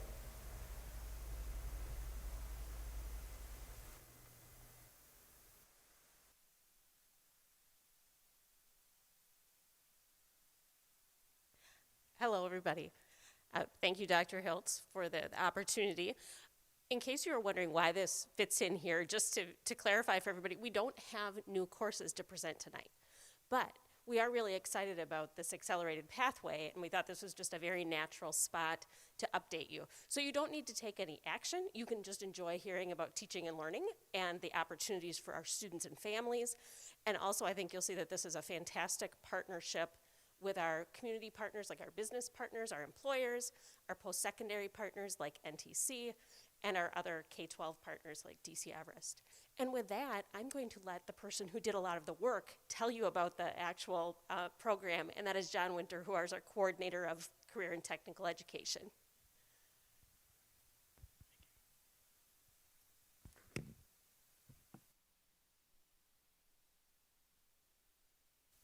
Good evening. Do you want to hear a little bit about some programming? Thank you. It's a privilege to be able to talk about this. I really enjoy being able to share about our programs and the great opportunities that our students have. So as Jennifer mentioned, this is an accelerated automotive pathway that we have been working on for a couple years now, and it's looked differently through the last few years, and it's really been an awesome collaboration, as Jennifer mentioned, with NTC, Wisconsin Automotive and Truck Education Association, otherwise known as WTIA. Those are our business and industry partners, as well as DC Everest. So it's been fun work, and so I just want to kind of give you the overview of what it is that we're talking about. This pathway doesn't have new courses, but it's got a new opportunity for students at the end of it. And what I mean by that is what we're really doing here is we're trying to slide some of our curriculum down into like 9th, 10th, 11th grade, have students get through that curriculum, and then when they hit their 12th grade, there's going to be an automotive academy held out at NTC on their campus for students to be able to attend. And the big takeaway for our students is going to be a couple different things. First of all, they're going to be saving $1,800 on dual credits. They're going to have the opportunity to earn a technical diploma within NTC's automotive program. And there's going to be employment opportunities for our students attached to this. The other beautiful thing is that WTIA has stepped up to fund this, because as a 12th grader, if you're taking a half a day of classes out at NTC, that there's tuition that comes along with that. And so WTIA's stepped forward and offered to completely fund the program. So again, it's available to students in the Wausau School District as well as DC Everest right now. I do want to mention too that our automotive program isn't just offered to students that are going to be technicians.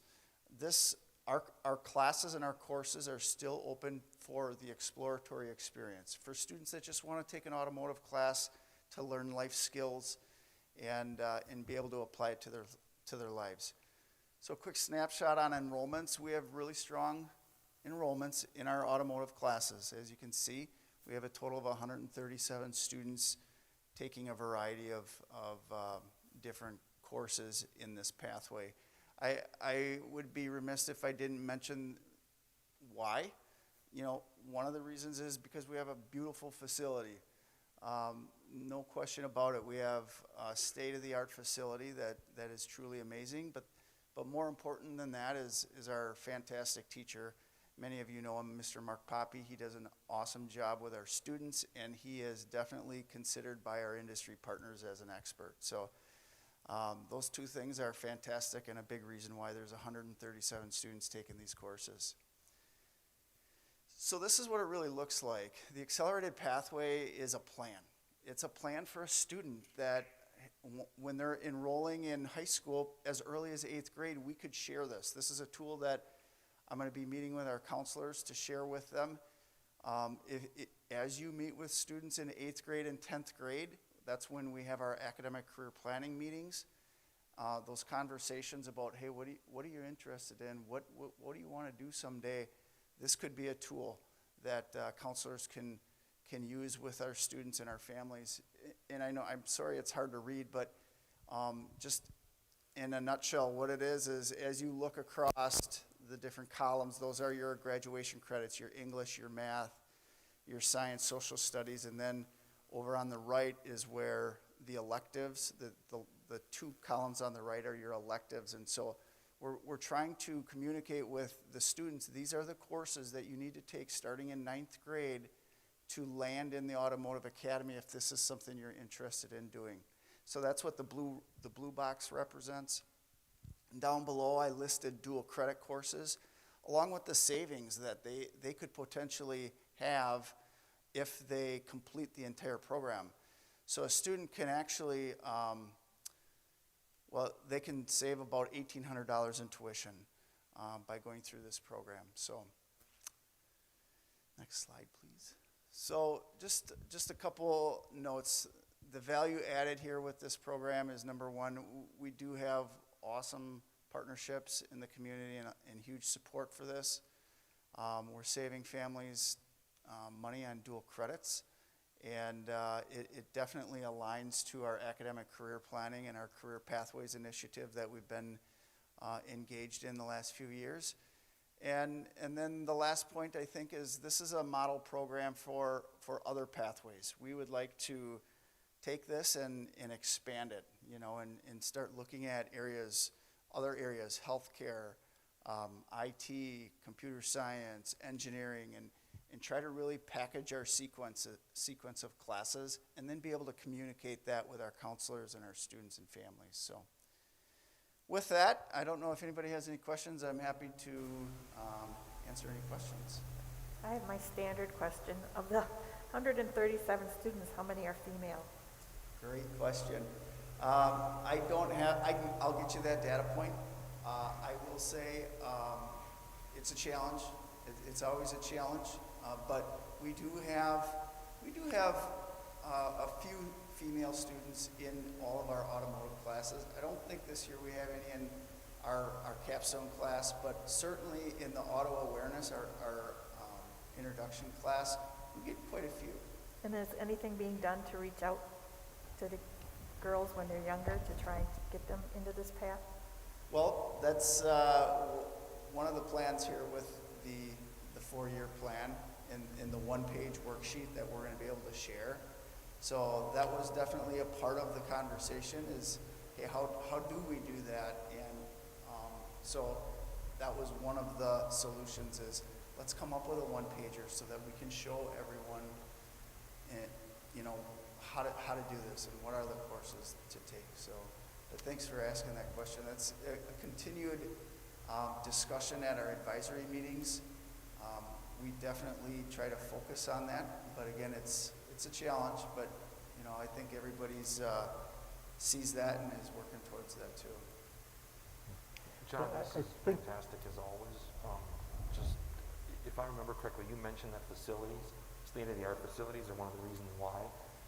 If I remember right, didn't the last referendum have a lot to do with funding and building out those facilities? So to me, there is a potential key data point there for this new referendum in terms of the communication plan to say, hey, look, prior investments through referendum have brought about this. So I think we should be advertising the heck out of this, as we move along here. This is one of those rare opportunities where things actually align. You can really capitalize, I think, on the positive communication from it. And John pointed out a couple of the reasons for the success of this program. He didn't want to pat himself on the back, so I'll do it for him.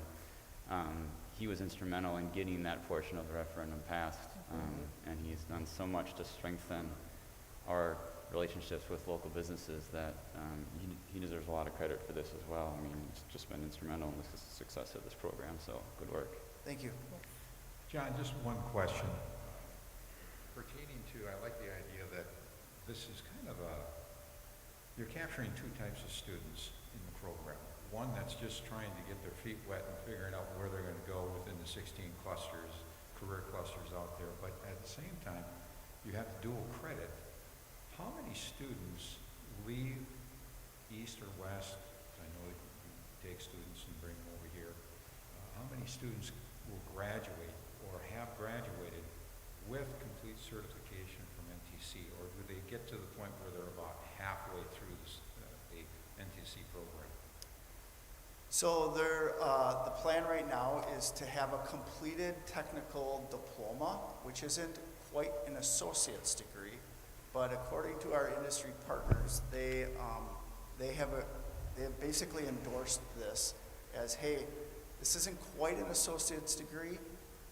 If they complete this program and they have a technical diploma, they certainly have the skill set to go out and start working right now, but they also have a huge chunk, almost half of an associate's degree. They're changing some programming things as well, but it is built to kind of complement each program and keep building for a student as well. So, right. Well, you gave me the answer that I was looking for. How much of their associate degree is completed by the time they graduate from high school? Because that's, when you think about that, that's a heck of a possibility for a student to continue and to move on. So, thank you. And just a follow-up on that, Dr. Auscher and Mr. Winter and the principals have been looking at a number of programs, and so in December, we're going to be coming to this board with an update on all of our secondary programs, kind of speaking a little more deeply about that topic, Jim. Thank you. So I'd like to add my voice to the positive comments here, and that's one thing that I always remember whenever we mention tech ed, is the work that you did to get that referendum passed, and visiting those facilities afterwards. Absolutely wonderful things we have going on here. We've got just a great tech ed opportunity. But to go back to Jane's question, when we realize that we've got a population that is underrepresented in any of our areas, we need to figure out how to speak to that population. And so we have to, more than just say, well, this is what you could do, we have to understand why female students don't apply to certain fields. And there's expert opinion out there on that, and I'd like to just encourage the district to do some research in that end. good, thank you. So one question I have is, this is a 4-year plan, but if a student doesn't have this decision made by the time they're in 9th grade, are they still able to participate? I assume, it's mostly core classes in 9th grade, but are there required electives that they need to take in 9th grade, or they can jump in on this later in their academic career? Thank you for asking. So the key would be for a student to complete occupational mechanics 2 class. So if they get to their sophomore year and they all of a sudden realize, or even their junior year, if they realize, I really want to go into this field, in order to get into the academy, that OC 2 class would need to be completed. So that's truly the prerequisite. The other courses build up to that class. And even if you get to the 12th grade and you finally realize that those courses that are in that academy are still available at NTC. They're their standard, brakes class and engine repair and things. So, yes, there's opportunity for those students that determine, but to complete all of the sequence of classes, it would help to start in 9th grade, but certainly doable otherwise. All right, thank you. I guess one other thing I'll share is just to go on to Jane's point and Jeff's point about trying to build up the female population. Might be a question too of exposure. I'll be honest, when I went to West, I would have loved to take a class to be able to learn how to change a tire and change my oil. I was really busy with my other classes though, but even if there's some kind of exposure, maybe like, I don't know, a weekend seminar or something, just to open eyes, because maybe somebody wouldn't commit fully to taking a class, but if they had their eyes open to something, that might create more interest. Yeah, thank you for that suggestion.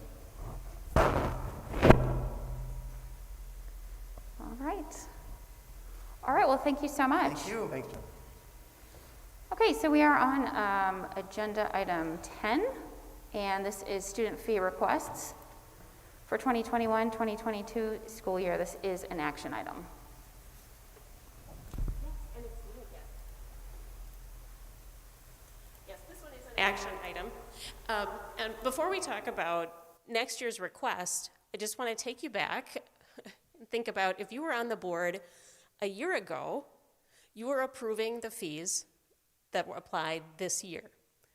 So a year ago, we had no idea there would be a global pandemic. So even though you approved the current school year's fees last year, when we came back and started looking at this in August, we thought, these fees may not make sense, knowing that we're starting the year 100% virtually, knowing that we might transition across different plans throughout the year. So in late August, we brought you an update and just said, we want to work with our students, with our families, with the community overall. So what we're thinking of doing, and this is what we ultimately did, was waive some fees that just didn't make sense this year, and then suspend some temporarily, saying some didn't make sense during virtual, but they might make sense when we were at least partially in person like we are now. And then some fees we kept because students were getting something for that fee immediately. So I just want you to know, as you look at the fees for a year from now, not knowing where we will be next year, that we are more than willing to adapt again if necessary. So I'm going to ask you to approve fees as if we're going to have a normal school year next year, and that would be wonderful. But if not, we will certainly adapt just like we did this year to make sure we're working with families and with our students appropriately. And also, I just want you to know that even with individuals in a quote-unquote normal year, whatever that is, if there's ever a student where the fees to a class are a barrier, we would work with them individually through our schools, typically through our school counselors, to make sure we get that financial barrier out of the way so that they still have the opportunities.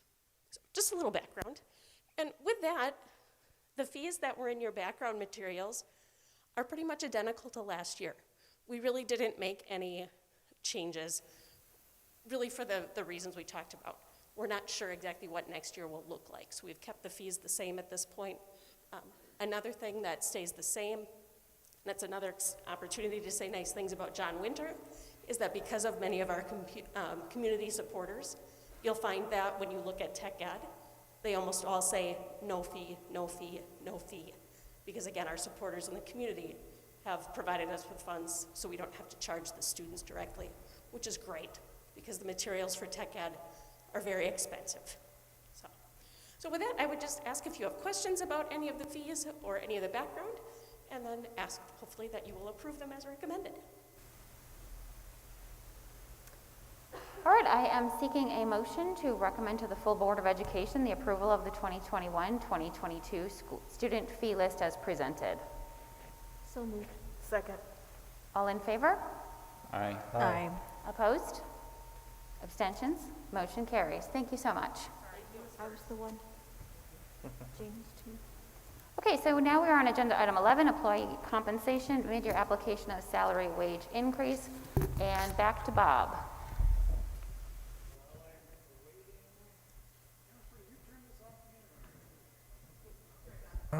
Okay.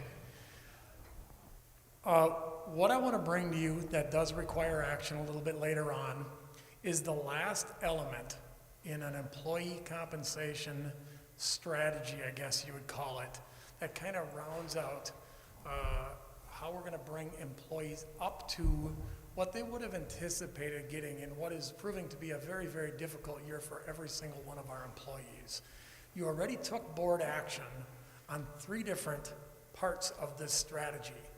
We call what already happened the freeze stipend mid-year plan. And because we're going to get tired of saying that, we're going to just call it the plan later on. But it includes the 3 things that are bulleted up here that you've done already. We started out the 1920 school year with a salary freeze for all employees.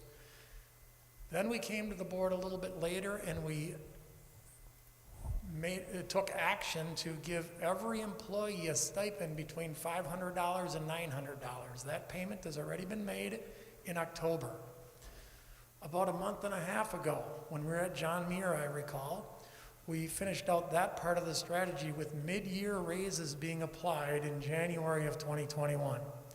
So if we put all of those things together and call it the plan, we already took board action on every bit of it, and it's in the middle of being operationalized. we still are left with some employees earning less than what they thought they were going to earn back in maybe March, April, or May. Some employees earn more than what they thought they were going to earn. 72% of employees earn more than they were anticipating. No board action is needed for them. We're going to allow that to happen, so to speak. However, 28% of the employees are recognizing less full annual salary and wages for 2021 than what they were anticipating, and that's what we do need board action for. And that's the action to remedy this group, 28% of our employees. I'm going to give you a couple of examples, and they're going to be visuals. They're really easy to follow here. 1920, this was our salary, and we started 2021 with the same salary. Mid-year, it went up. I don't know what it's going to do next year. In teachers' cases, we can't split this 50-50 and say, these are your paychecks for the first part of the year, and these are your paychecks for the second part of the year. Actually, we have probably about a dozen different calendars.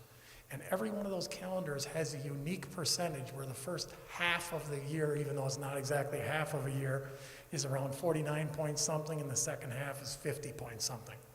So here's the example for teachers. During the first part of their year, we'll call it, we won't call it a half, they're going to earn a lower 1920 salary, and then the second part, well, then they get the stipend in October, and then in the second part, they earn 50.794% of their salary. By looking at this picture, this stipend is bigger than what they were anticipating for that first half of the year. They benefited from this strategy, so to speak. No board action is needed. On the flip side, consider somebody who perhaps got a one-time stipend that was a little bit smaller, or maybe they were expecting a larger increase, and that stipend fell short of what they thought they were going to earn in that first part of the year. That's what's at issue here. That's the remedy we're seeking, and that's what you will hopefully be taking board action on later. And I also want to mention that this is not the first time that we've talked about this. We talked about this in concept at John Muir, so hopefully you're comfortable bringing this same action to the full board later tonight. We usually don't do that, but it would be the third time technically that we're seeing it without some of the details. Let's look at a specific example. A $36,000 earner. A $36,000 earner would have gotten a $600 stipend. So for half of the year, they got $18,000. They got a $600 stipend. For the second half of the year, their salary went up or their wages went up 2.5%. They got half of that. And if you consider the expected, the 36.9, and instead they got 18 plus 18,450 plus 600, they earned more than what they were expecting by $150. No action necessary. Pretty clean. 78% of the employees were in that category. Here's another one. Probably a teacher. In fact, it is a teacher. $71,715. A teacher, this is probably represented by a few different teachers on the salary schedule. First part of the year, 49.206% of the year applied at that salary, a $900 stipend because that's the category they would have found themselves in. The second part of the year, 50.794% at $72,000. Yes, they were expecting a raise from $71,715 to $72,000, expecting a $285 raise. And you might recall what happens to a teacher who is expecting a $285 raise. They were given a one-time stipend, right? It was a small raise stipend. And if you recall how that was calculated, it's the difference between $285 and $500, $215 times 2. The math is done right here for you, $430. But under the plan, the freeze stipend mid-year, they get half of that. If we add all of this together, anticipated $72,430, that includes the full small raise stipend, but instead they got part of the year at this rate, part of the year at this rate. They got a $900 stipend, $215, which is half of the $430, They got $545 more than what they were expecting. No action is necessary. Here's one where action is necessary. This is a specific example of a teacher earning $44,833. I will tell you also, this teacher has a master's degree.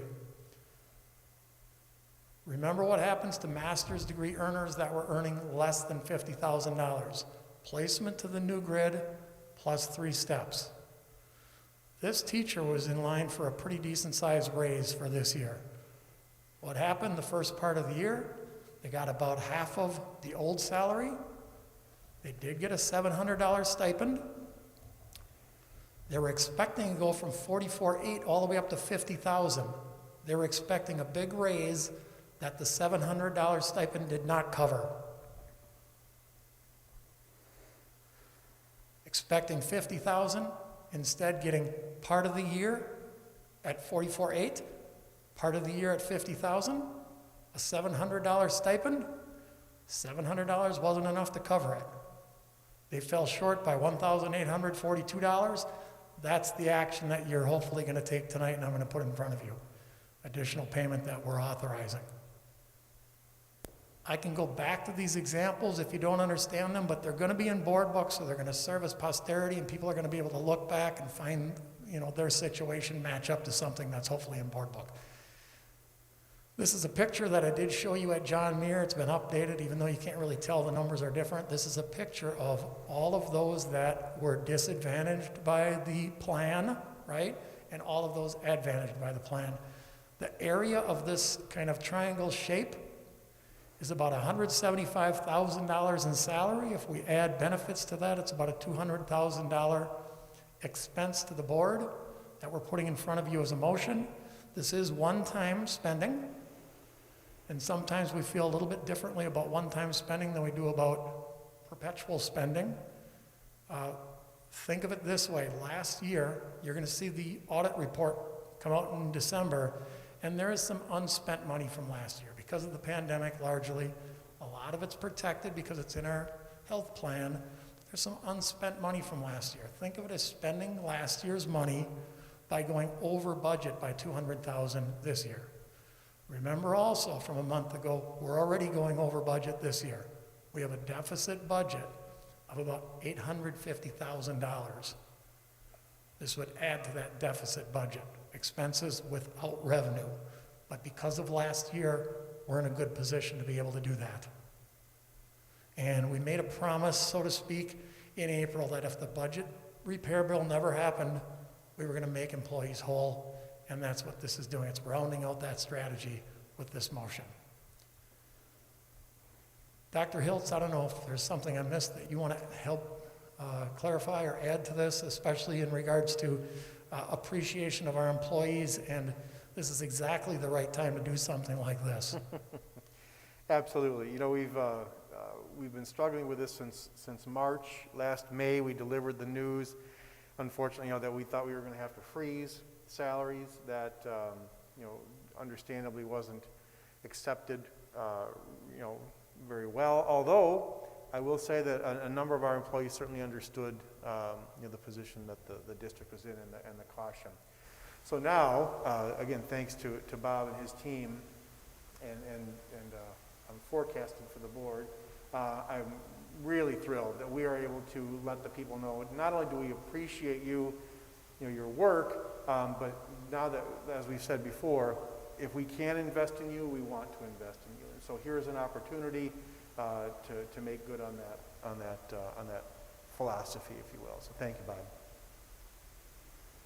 Yeah, I just want to say thank you, Bob, also, because that was an extremely difficult decision. I know it was difficult for administration to bring that to the board. It was difficult for the board under the circumstances that we were under, but to be able to figure this out in the way that you did so we can make everybody whole, and just so that I am clear, and so it's clear for anybody watching, this means that 72% of the employees will be in a better position than they would have been had we not done the salary freeze. The other 28% will be in the position that they would have been, but everybody's going to be at least in that position.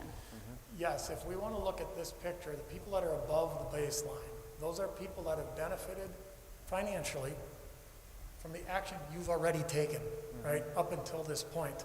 The people that are below the line will be moved up to flat with the line, so to speak. So you're exactly right. Okay, great, thank you. Any questions? Otherwise, I am seeking a motion to authorize total expenditures of $200,000 to compensate employees who experience less wages, salary in their primary assignments than initially scheduled before the freeze stipend mid-year plan was put in place for 2020-2021. So moved. Second. All right. All in favor? Aye. Opposed? Abstentions? Motion carries. Awesome. Thank you so much, Bob, Noel, your team. Thank you. Okay, agenda item 12, 4K program agreement. This is an action item, and Kara Rakowski, our 4K principal and early childhood coordinator, will be presenting along with Andrea Sheridan.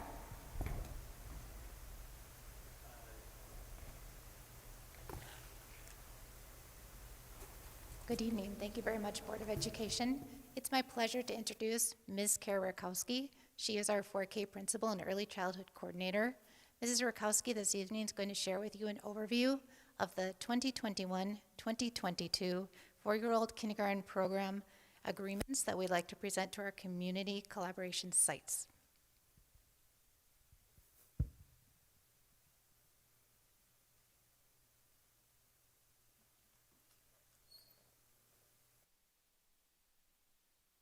Good evening.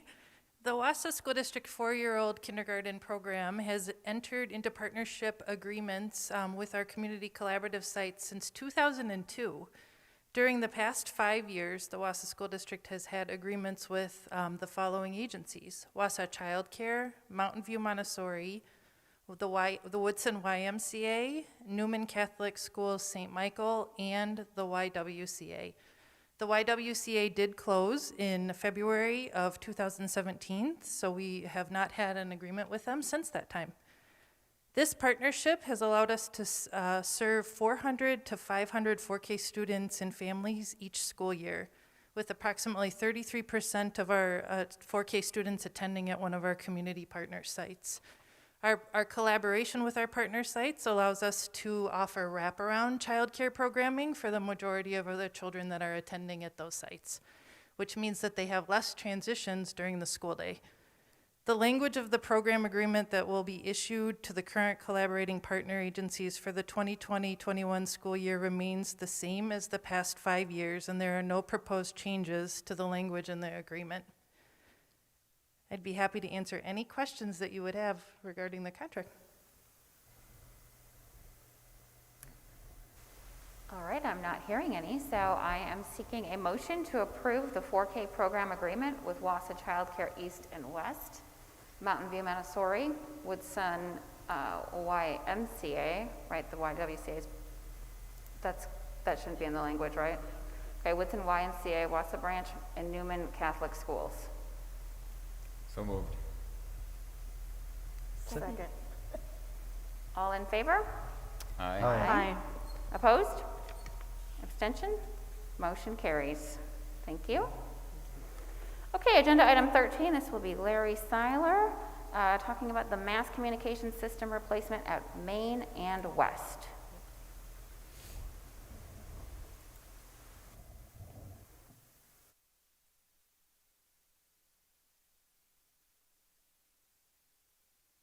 It's on? Yeah. Okay, so mass notification system is really a fancy word for the paging and bell system. As you know, a lot of our schools have an aging paging and bell system, and we were anticipating with a successful referendum that we would replace those with a district-wide, modern technology-based solution. Unfortunately, as we all know, the referendum failed, and also the mass notification system at both West and Main failed. They're obsolete. You can't get parts. We've put Band-Aids on top of Band-Aids on top of Band-Aids, and basically we're out of Band-Aids. So what we're asking the board to do is approve $400,000 from fund balance to implement what would be step one of a permanent solution district-wide. We would just start that step one process at Wausau West and Main Elementary.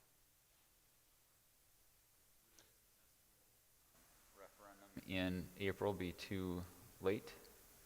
Well, right now, it's not functional at both schools. So Okay. right now, they're just sort of skating by using the phone system as sort of an ad lib mass notification system. Minimally effective. Is there a way in a referendum to replace that Back money? pay? To back pay? Yeah. Bob, what's the legalities around that? Do you know, yeah. I won't touch that.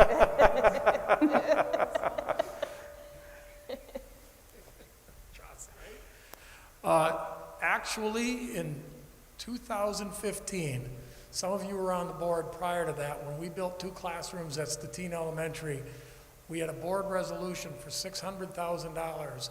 In the event of a successful referendum, take $600,000 and pay fund balance back. So we did that. We built our 2 classrooms at Stettin. We started talking about the referendum in 2015, and it just didn't feel right for the board members to include that in a referendum, to tax people additionally, and to borrow money that you already spent to replace money in your savings account. That was the thought, at least. So it didn't get widespread traction, and for that reason the board said, no, let's just pass a referendum. We spent it out of fund balance. We're not going to tax people and borrow to replace fund balance, and that was the strategy. But you certainly can do that as a board.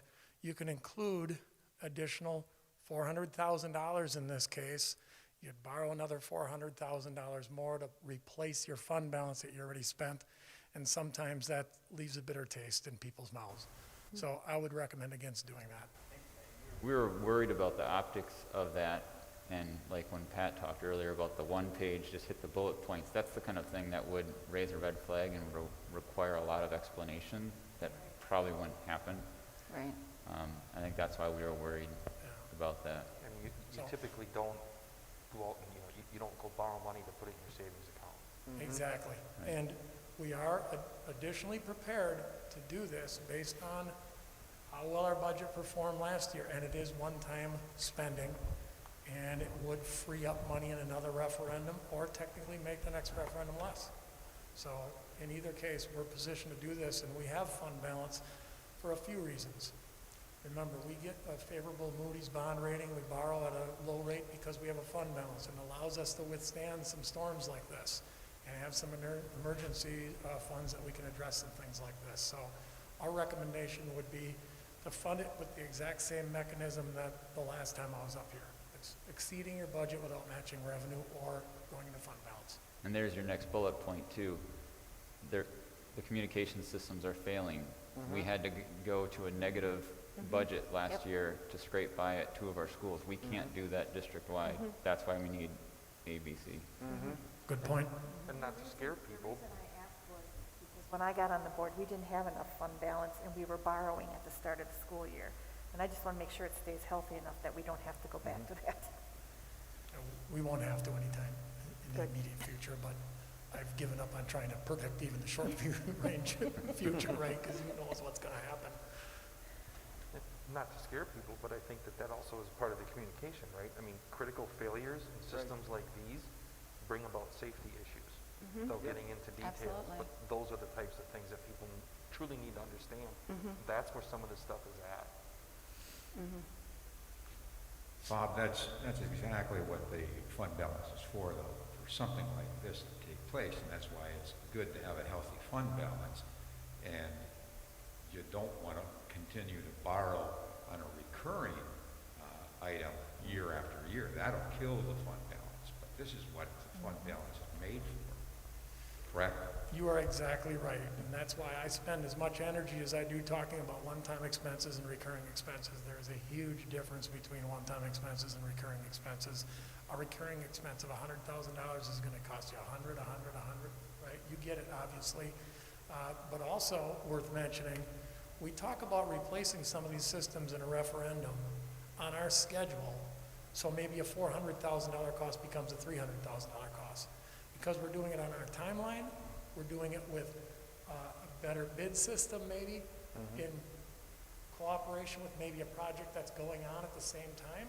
And when you do things like that on your timeline, you can do it a lot more economically. And I do have a question about timeline, actually. Assuming the board passes this tonight, and I wouldn't see that vote changing before the regular board meeting next month, when would you anticipate this being fixed? We are hoping to bring it again tonight. So this is another one of those that you aren't seeing for the third time, you're seeing it for the first time tonight, but because of the nature of the request, we are bringing this later tonight, and at that point, if you feel comfortable, we'd love to have you pass it tonight, and then we can start bidding and engineering almost immediately. The engineering is actually started, just to get the pricing pulled together, but being a entirely new system, it's literally everything. The speakers are being replaced, clocks are being replaced, the bell system's being replaced. Obviously, we'd like to do that district-wide. That would make a lot more sense, but lacking the referendum funding mechanism, we're just doing step one. Sure. All right, thank you. I'm seeking a motion to grant administration the authority to access a maximum of $400,000 from fund balance for the installation of a mass communication system in Wausau West High School and Maine Elementary School. All in favor? Aye. Opposed? Abstentions? Motion carries. Thank you. All right, so agenda item 14, school safety drill update. This is being presented by who in the administration? Mrs. Lloyd is not here tonight, so I'll just let you know these are the evaluations by principals of the fall school safety drill update. This is a required presentation to the board. No action is necessary.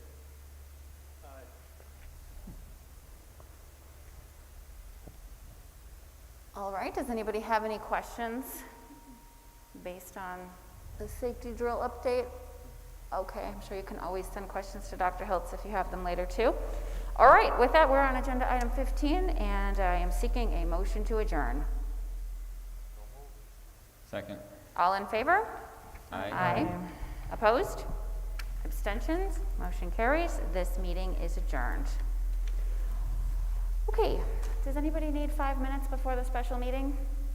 Are we coming back here? Our special meeting is right here, and then after that we go into closed. Close the meeting.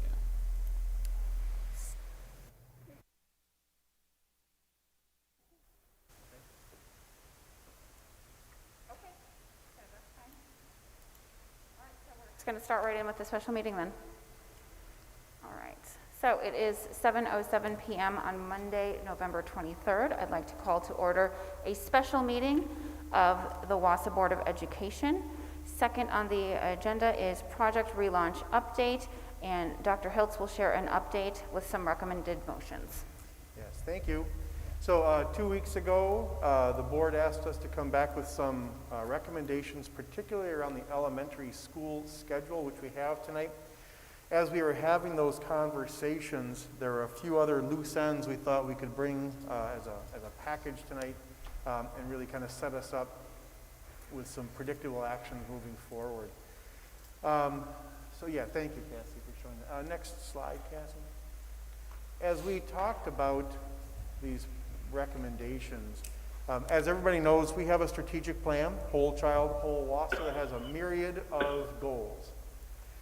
As we were talking about this short term within the pandemic, 3 goals are really rising above the others, and we're using these 3 areas of focus to help guide our decision making. The 3 areas that really rose to the top are student achievement, as always, that's our core mission.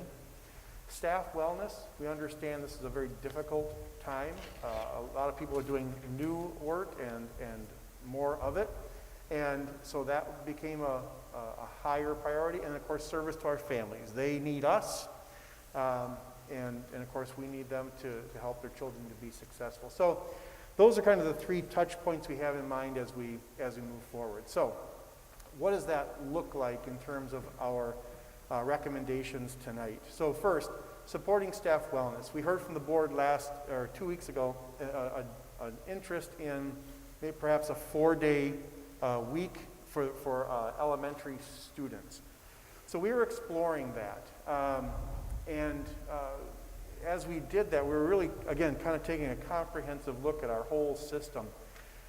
And in addition to the 4-day that work week, we also were looking at educator effectiveness. We know that while it is a very effective framework, it does require a lot of time to upload artifacts, to write reflections, to write summary reports. And again, in the interest of staff wellness, we feel that we can perhaps get that same level of focus on instruction without all of the paperwork. So we are recommending to the board that we would schedule a public hearing, which is required to get a waiver. And then if after that happens, we could apply for that waiver. And there is no, well, I would like to do it soon. Frankly, in conversations with DPI, they've really said we could do this even at the end of the year if we wanted to put a number of waivers together. So we could do this one mid-year and then wait to see. We may not have any other waivers. So anyway, that would be one of our recommendations, would be to request a waiver from DPI. The second recommendation around staff wellness really revolves around the elementary work week. The board obviously expressed interest in the 4-day. We talked about that, and I will be honest that administratively we're mixed on that. As I looked at staff wellness, we thought that the educator effectiveness was a really important piece, and we certainly recognize that the amount of time that elementary teachers are putting in is it's being added to by covering for their quarantined or absent colleagues. There's more student supervision because students have to come into the schools right away.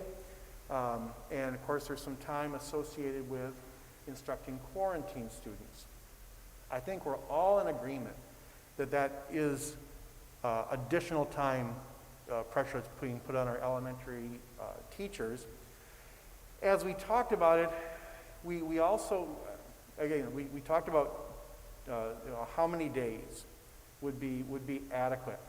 One benchmark piece of data is we talked to the other districts in our region. Eerily, we have all developed a very, very similar system. Elementaries are all doing both split virtual as well as in person. They've separated those students. You've heard about Stevens Point, who's closing down between the two holidays. Their main reason for doing that, and they don't mind that we share this, is really to do what we did a few weeks ago, which is redo all their class lists to separate virtual students and in-person students and reassign all their teachers. As it's not really for the number of illnesses per se. So all the districts in this region in the Wisconsin Valley Conference have the same elementary and a very similar secondary schedule. Some sort of cohorting, some kind of a day off in recognition of teaching both virtual and in person together. So anyway, with all that perspective, some of our peer districts, we're calling them, don't offer any days. They just go straight 5 days. Some districts offer 1 day a quarter, and then a couple of others offer 2 days per month. As we talk about supporting staff wellness, but also supporting service to families, that's where our recommendation came. Don't know what the board wants to do with that. I know there's a significant interest in 4 days. Just want to let you know kind of how we got to this recommendation. And then of course secondary schedules wouldn't change at all. Those are working well. If I could do the next 2 slides, then we can kind of talk about this as a package, if you will. So again, that core mission of student learning, achievement, and success. How do we, in this time, balance wellness and service and student achievement? We think that, again, we have got to really re-emphasize on goal A4, which is to raise student achievement. If you might recall that the goal is to raise the number of students who meet or exceed benchmark achievement levels by 30% by 2023. We want to re-emphasize that. We don't want to change that goal. We understand there's a challenge, but that's a board-approved goal. We want to continue to pursue that.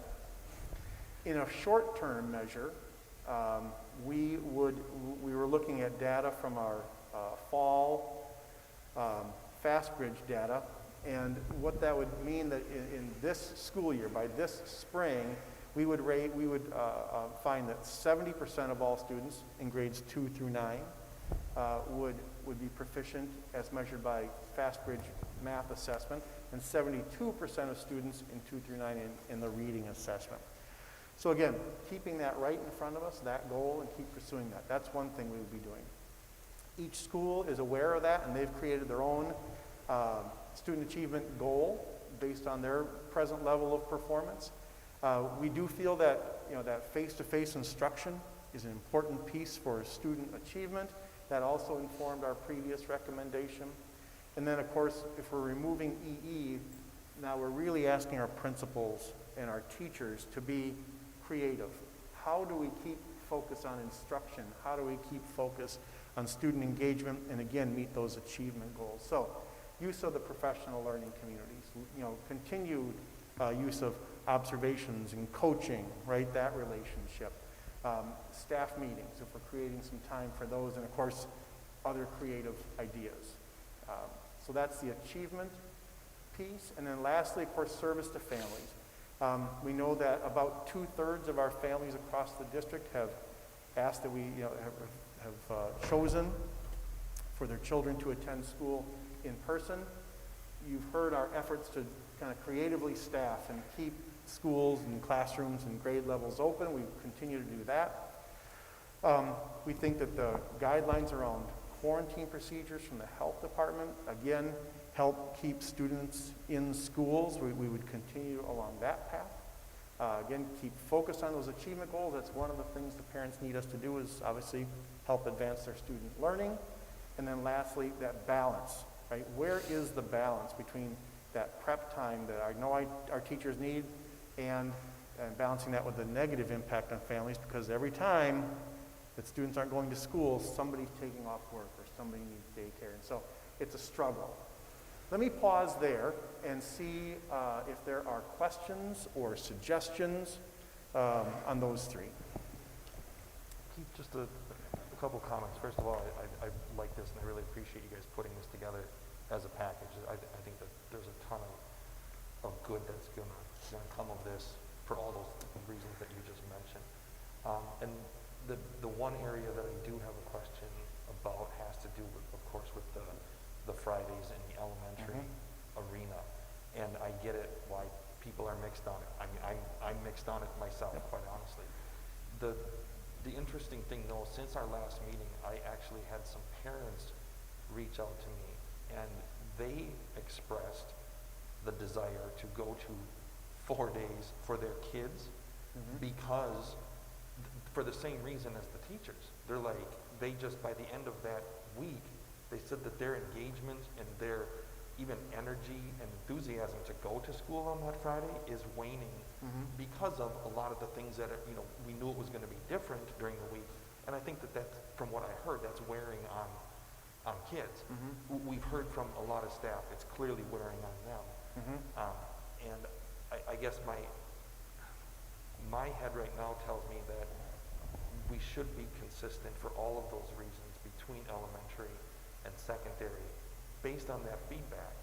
And the other one is that we haven't heard, at least I haven't heard from anyone, frankly, why, yes, you should stay 5 days at elementary.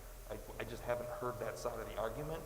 And not that you necessarily would, but you'd think that there would be 1 or 2 people that say, hey, like when it was virtual versus in person, you had them kind of on both sides. And this, I haven't heard that other side, which makes me think, okay, so is this, is this the right balance, or should we just be consistent across the board? And certainly nothing to argue with there, right? Those are all legitimate points. I just lost my train of thought.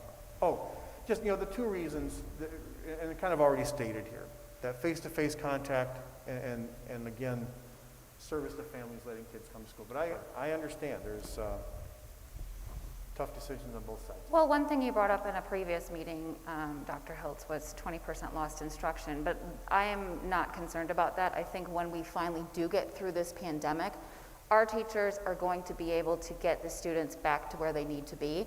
And I do think, too, the fact that if they can have that Friday to collaborate and to prepare and to just keep their heads above water, the instruction on those 4 days will possibly be better.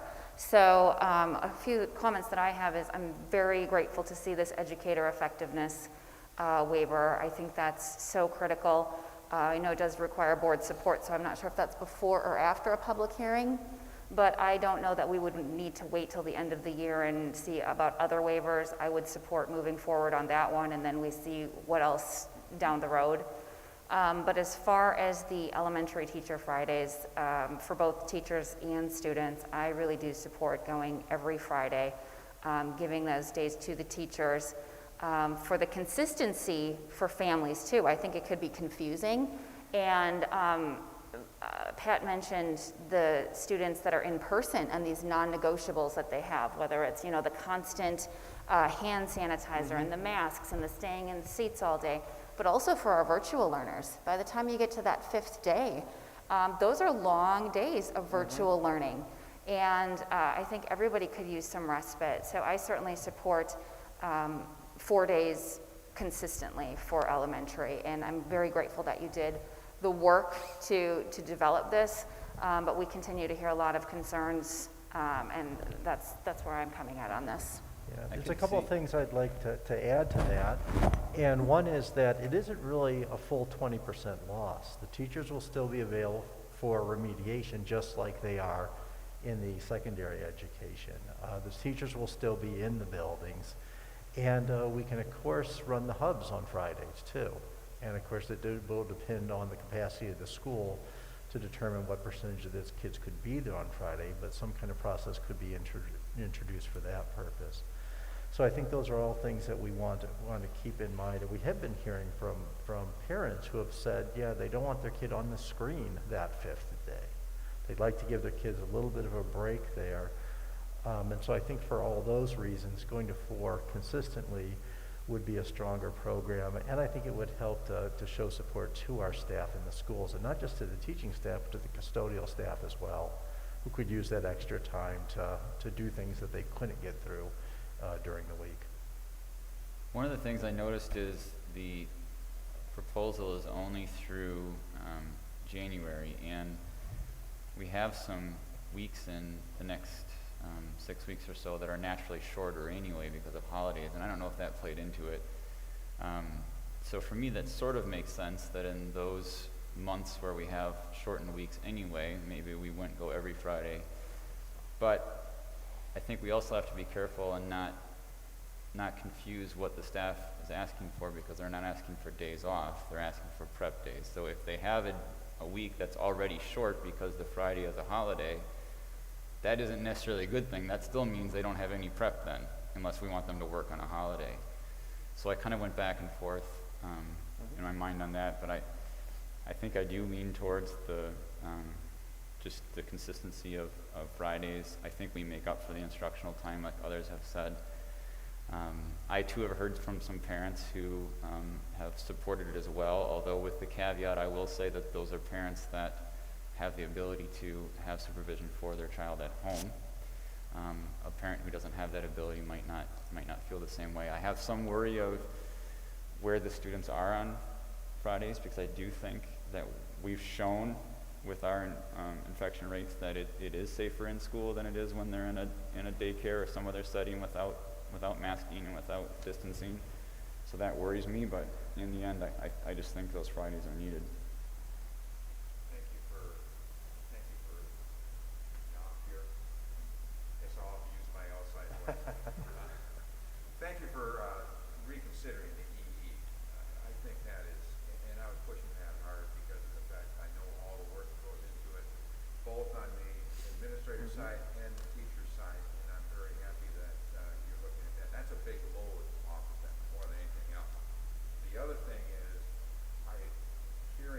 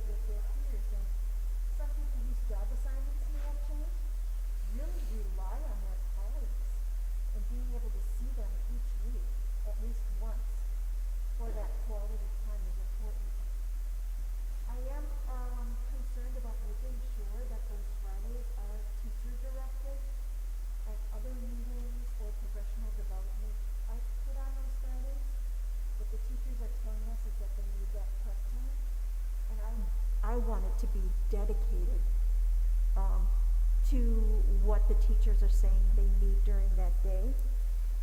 And in regards to the community and being sensitive to the community, I've spent a lot of time thinking about that. The reason why it's so difficult for elementary teachers right now is that they're not just teaching in person. They're teaching virtually as well for kids that are quarantined and kids that are in isolation, which is overwhelming, and they're at their breaking point. Part of the responsibility for that situation lies with the community, because it's, like we've stated before, it's stuff that's happening out in the community that's causing the isolations and the quarantines. When that starts to slow down, and our in-person teachers aren't having to do double duty like that so much, we'll probably come to a natural point where we say, you know what, we can go back to 5 days again, because I don't have these great numbers of kids in quarantine that I'm trying to teach virtually while I'm doing the in-person thing.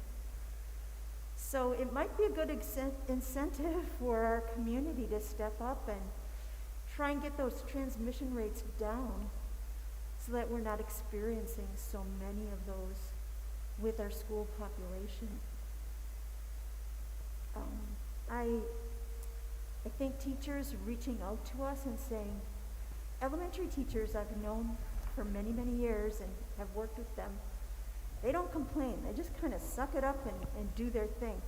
When they get to the point where we're getting this much communication saying, I've never written a letter to the board before, but I'm going home every day and working till 9 o'clock at night. Or we're getting emails from parents saying, my kid's teacher is emailing me comments late at night. I don't think that's healthy. I'm so happy that we're coming up with some solutions to this. And I also feel like the getting rid of the evaluation paperwork this year maybe opens up some time for supervisors and principals to check in with their teachers a little more, not about their goals and their evaluation, but more about, how are you doing? What can I do to help you get through this year? Because it's such an unusual year. And I'd like to provide a framework for principals to be able to serve in that capacity. Because when we take care of our teachers, we are taking care of our students in our community. And they've been working so hard. Thank you. So you have multiple action items, I do, Keith. yeah. Do you want to take them? Like, we're ready to address this one. Because your next part of the presentation is semester change. Yeah. I did put all the motions at the end. We can handle it in whatever order the board wants. If you want a motion on this first? I think we should, because then the topic's done, and then Sure. we move on, it's cleaner. So, Dr. Hiltz, I am hearing support. I'm going to change your motion, because, and we'll see, but I'm hearing support for changing the elementary schedule to Fridays being teacher professional days. And so I'm going to make a motion to approve changing the following Fridays, starting with December 4th, to teacher professional development work days in grades PK through 5. Question, clarification. Mm-hmm. Do you want to put an end date on that? Lance mentioned that I went through the end of January. It was toward the end of the semester. We don't know what's going to happen with the virus. Do you want to do that through the end of the semester or the end of January, or what's your interest in? My suggestion would be, don't put a specific end date on it. That doesn't mean that we couldn't later change, like Beth said, if something came up. But Right, rather than having an naturally. end date that we then have to then debate again, Again, that would be my suggestion. I Did we share put that. Did we put an end date on the secondary schedule? I'm sorry. Did we put an end date on the secondary schedule? No, we did not. Let's stay All right, with then I that. would It's say basically just be changing, consistent. yeah. Good. So I'll make that motion then. Second. Okay. All in favor? Aye. Opposed? Abstentions? Motion carries. Thank you very much. Thank you. Cassie, can you go to the next slide? Thank you. So another point of concern and interest is what happens at semester. We told parents that they would have an option. We asked them to decide virtual or in person. At the secondary, they're able to seamlessly flip, really. And there's a number of reasons for that, and we could speak to that if you're interested. But what the elementary is much more difficult, as you know. So what we would propose is that, well, one, we don't anticipate a large-scale change. I think people are kind of finding their groove a little bit. But we do want to, we said they'd have a choice, so we want to offer that. We would propose that if parents want to change their modality from wherever they're at now to the other, that we would send them an email, invite them to let us know if they want to change. We would add them to the wait list. That process worked fairly well at the elementary. And we would also propose that we would not change our staffing in response to parent requests. That's really important.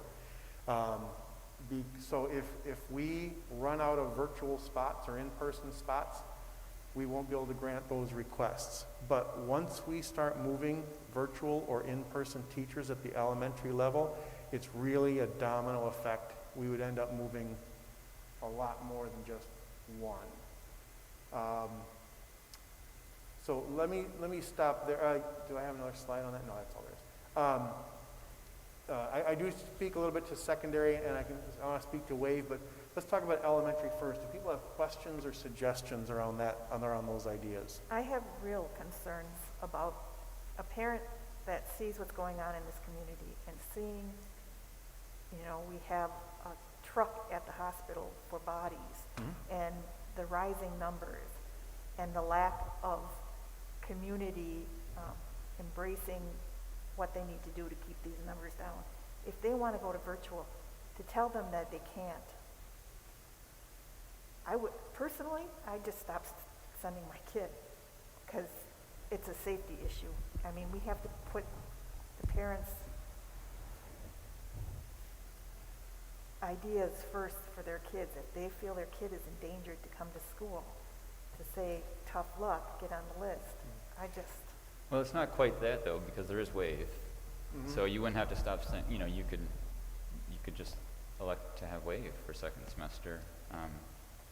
I understand that concern, but we can't go through what we just did with a total restaffing and moving students around and moving teachers around, and I just don't think we can do it any other way. Felt that way 2 months ago also? Do you think there's going to be a larger? Well, I had some parents call me about it, that they were told that they couldn't switch. Personally, I think, like you said, that you don't expect large numbers, but I don't expect the large changes either. I think it's because of just the timeline of everything, and then we saw the increase in cases, and we saw families making a change. But I think any of those families that would want to make that change have probably made that change. Perhaps, Keith, you can address whether there is a wait list at all. I think if in a situation that you might be describing, Jane, if something were to become that terrible, I would wonder if the whole district would make a change to virtual, if it was to that. And I also think if there was a concern from a family that really was concerned, that I'm sure administration would try to figure something out. I know if the numbers aren't there, the numbers aren't there, but I think we're going to be okay with wait lists and everything. Do we have students on wait lists right now? I figured somebody might ask me that. Do we? No? Is it no? okay. Yeah, and I Thank you. think it's important that it shouldn't be described as they can't change. And so no parent should be told they can't change. They get put on a wait list, and we will make that change as soon as we can. Yeah. It's just that we're not going to hire a new teacher because of your request, or move a teacher to a different school, or move a different child out of that room because of your request. We're going to make that request happen as soon as we can. Yes. It's just not guaranteed. That's a really important point, because we do have students in and out of the district that do create spots. Thank you. I wonder if this might be an appropriate time too to share an email from Kathy Becker, because Jane, I think your point's really important. And Kathy Becker, if you don't remember, is our lead school nurse, really connected to the whole situation. I should probably put on my glasses, but I'll just squint. She sent this to me today to help kind of support the Project Relaunch update. And she says that before the school board meeting tonight, I thought I'd update you on the district. You have the daily numbers, but those don't tell the entire story. So I was intrigued. She says, I'm very pleased with the job we're doing in the district. As of today, although there have been some elementary students that have tested positive for COVID, there has not been a single instance of an elementary student who passed COVID to another classmate or to a teacher. All the elementary students that have tested positive became infected from a parent or other older family member. At the secondary level, there have been 2 possible instances where a student may have passed the illness to a teammate, but it's difficult to confirm because at that time there were also coaches that were positive at the same time, and they're unable to trace who infected who. As for teachers, every single one that tested positive did so from contact with another adult family member or from a community exposure. So as we're talking about the mitigation processes and the concerns about numbers, I thought that was a really nice summary of the reality of our situation. So thanks to Kathy Becker for that. And I think that is bringing up the next thing. We're going into the holiday season. Mm-hmm. Many people are saying we're having our regular holidays. We are traveling. We need to make sure that these people that travel or have big holiday things self-quarantine afterward.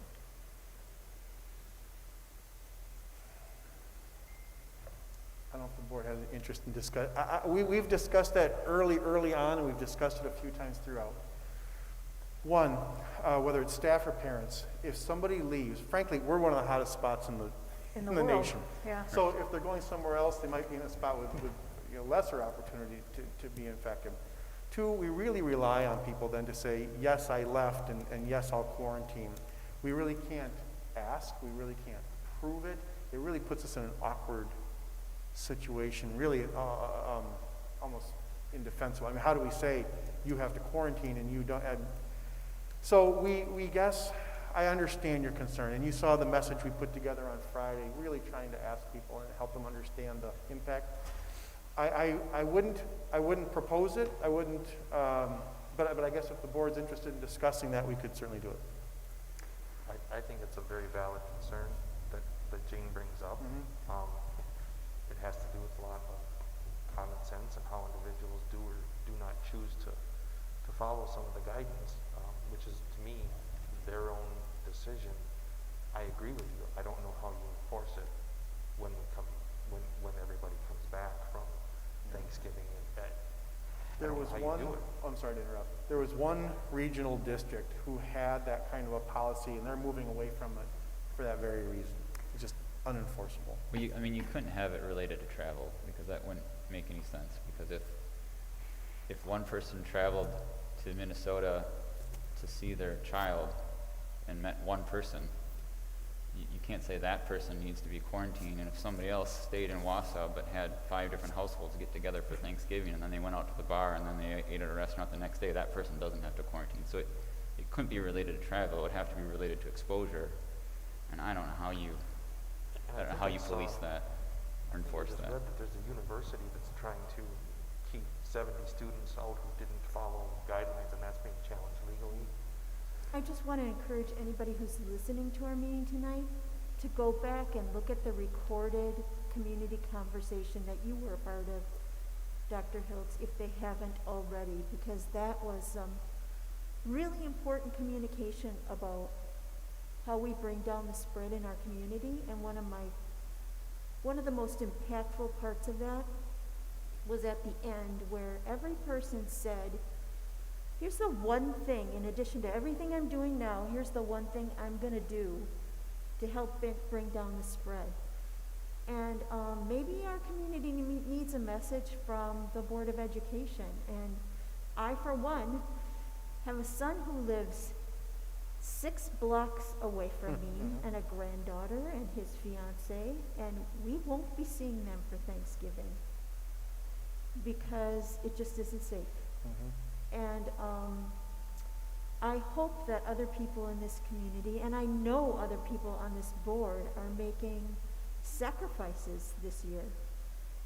And partly we're doing that to keep our schools open, because that's a vital service to our community. And the more we can do as a community to stop the spread, the longer we're going to be able to keep our schools open in a safe way.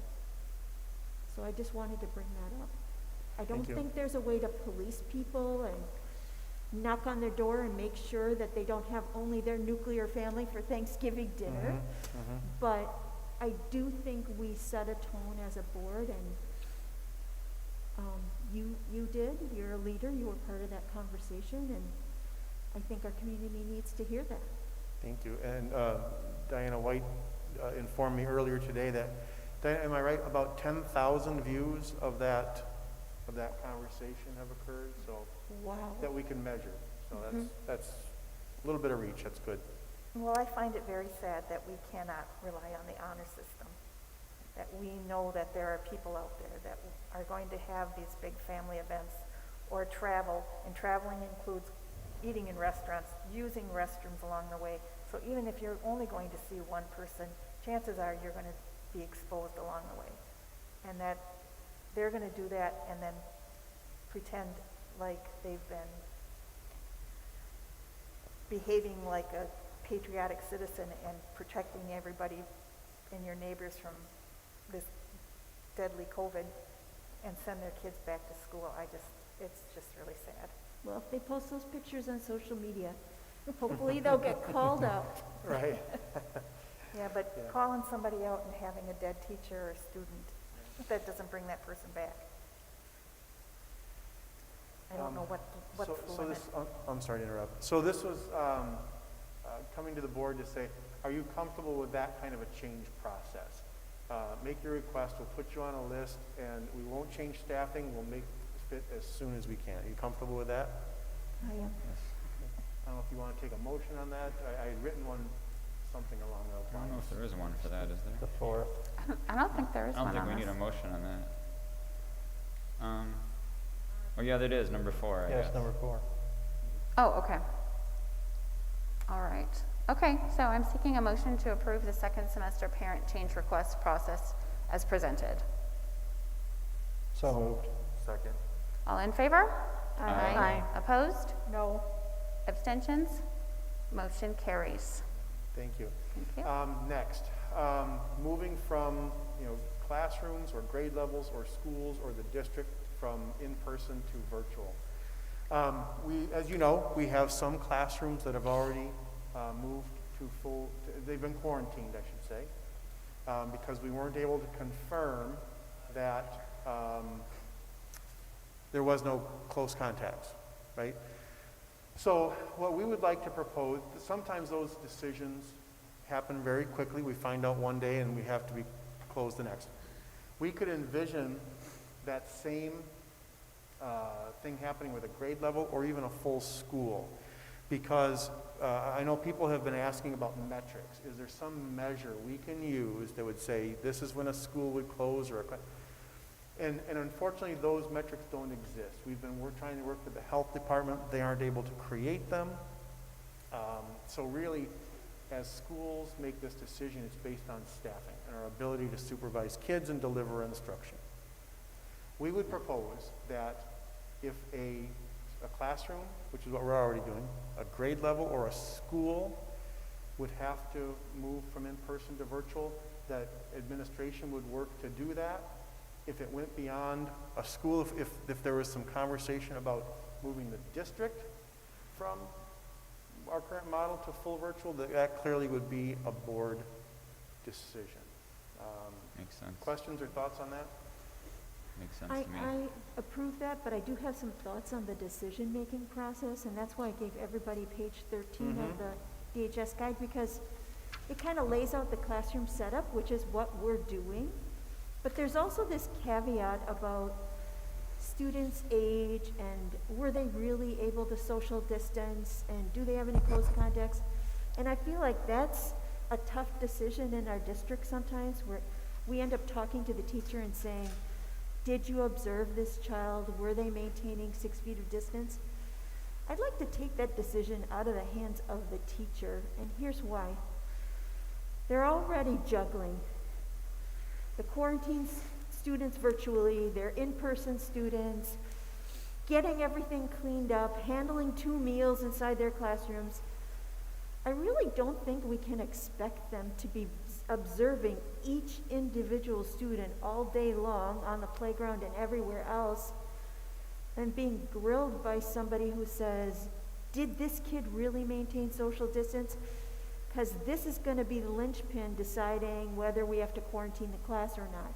A teacher doesn't want to, first of all, she can't be, or he, probably can't be sure of exactly what that one particular student out of several dozen was doing.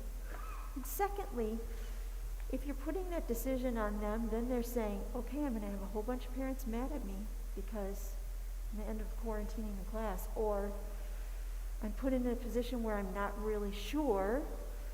And I guess I would just like to say, if we're following these and we really are social distancing, then we don't quarantine the class. If we're not, Who knows if they're not, other than the teacher? So if the desks are set up properly, but the student who turned out to be positive was one who doesn't follow the rules, then but only the teacher observed that. So that's the hard part. I would say the teacher can offer what they'd like, but I think some people are feeling like they're being put on the spot. I think some of our teachers are feeling shame if they have to have some students who quarantine in their classrooms. Like they didn't do their job, and we know they are. I think it's inevitable when there's a case in a classroom that we're going to have to quarantine. I know I've asked questions about quarantine policy. My understanding was the whole classroom would be quarantined. So then to find out that they weren't, and then the situation we have currently, I wish that we were having kind of a cleaner quarantine policy, and if there is a case in the classroom, that entire class just quarantines, especially because... But then why would we be spending so much effort socially distancing all the desks? So those two, it's a little subjective. Those two things are kind of fighting each other. So same thing with the metric thing. It'd be really great if we'd say, if this happens, then this. But there's always a couple of factors that are a little bit subjective. And I think the teacher input should be one thing, but you have to look at a couple other factors too. Maybe a student interview. Well, I don't think you ever would want to make a decision without the teacher's input. Right. Now, at the end of the day, if you're worried about the individual teacher being under too much pressure, we could say at the end of the day it's the principal's decision, but the principal's decision should be made with the teacher having played a central role to it.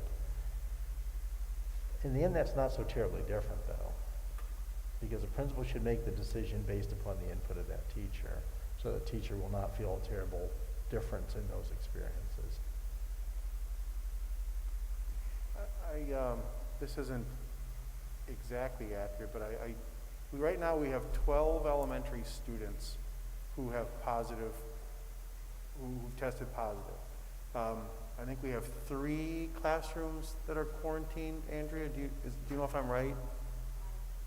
Okay, 2 or 3. I don't know how many of these students come from the same classroom, but if we assumed that each one was separate, that would be 12 classrooms would be under quarantine if we quarantine. Now again, some of these, I'm guessing some of these are from the same classroom, but I can't tell from it. So I guess, yeah, we're social distancing. We're following, those recommendations. We're following the recommendations of the health department. We did ask them to be here tonight to engage in this conversation, and they just aren't able to. You can see the statement they shared. So I'd like to continue with our current practice. Unfortunately, Mrs. Lloyd isn't here to speak. She's more knowledgeable about it than I am, but. I think in these elementary classes, though, the kids are socially distanced, you know, but the teacher is still walking out into the classroom and swirling the air around. They're all being exposed to some degree. Driving past the playground the other day, I saw one little boy tackling another little boy. I saw hubs of kids all huddled together talking. I mean, there are And what about times eating? where they I are. worry about the eating stuff. That's Yeah. several They eat in the times a day. classroom, They at eat their in the- desks, yeah.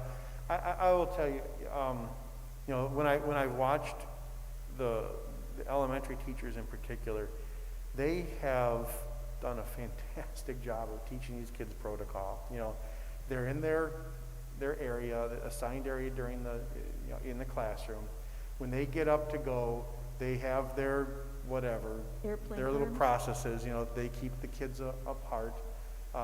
I've been really impressed, you know, getting them to wash their hands and staying apart. And so I think they're doing a fantastic job. So So, Keith, going back to your proposed motion here, your recommendation, what would this look like if the administration just made the determination, this entire grade? I mean, you are already doing the classrooms, that's something you're already doing. If it's, whether it's the entire grade or school, is it like a minimum 14 days? What does that look like? boy, you know, I wish I could speak more knowledgeably about that. If it's, I mean, I'm- if it's a staffing issue, I don't, you know, I think it would vary depending on, It would depend on the issue. I mean, the quarantine. And yeah, dates. yeah. Okay. I mean, maybe the teacher's been out for 3 days already. Yeah, I'm just wondering Because for of the community families exposure, to well be then, able to have an understanding, but I understand, yeah, it could be Yeah. 5 days or who knows. Yep.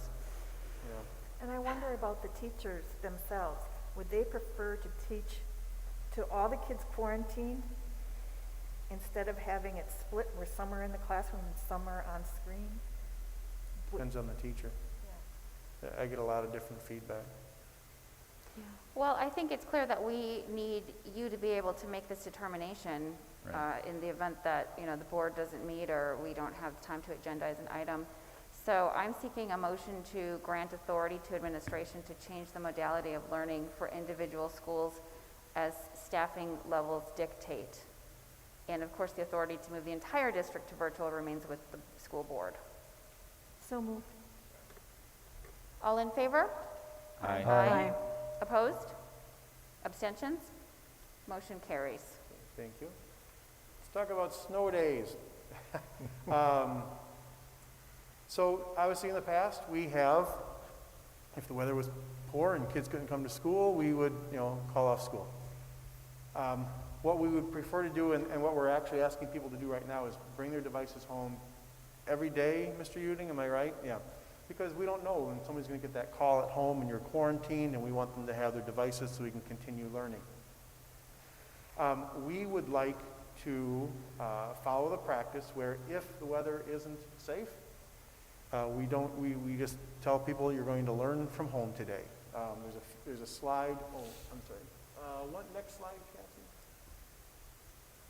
So this is what we would ask. We would ask teachers and other certified staff deliver that instruction from home if they can. If they need internet access and they can make it to the building, come to the building. If they go to another location, somehow they have to have access, right? Internet access. Custodial staff, there's already a plan. They come in. Classroom paraprofessionals would support students from home, right, as they did previously. Building clerical staff can work from home, right, with supervisor authorization or come into the building. And food service would not report unless requested by their supervisor. It seems, you know, there could be a unique situation where we don't find out until 4 or 5 a.m., right, and have to make a late call. Luckily, Bob is connected to everybody in the snow and traffic world, right, the roads department. So typically, we don't have to wait that long. But I could see a unique situation where we have to make a call very, very late and people may not be ready. But I think we could do this as a routine basis. Well, that was going to be my question, is would we be making the call up for a snow day the day before to allow the teachers the time to prepare? We see how much time they have to put into those lessons when they use the virtual learning. Yeah. Bob and I have talked about that. Would we be more what's the word we were looking for? Conservative, right? Knowing that, then maybe make the call earlier. That's very likely. Yeah, that was going to be my question too. I've heard, well, hey, the kids, they lose that fun snow day. I But, know. they get an extra summer day, so I think it's a good trade-off. But my main concern would be sort of the late call.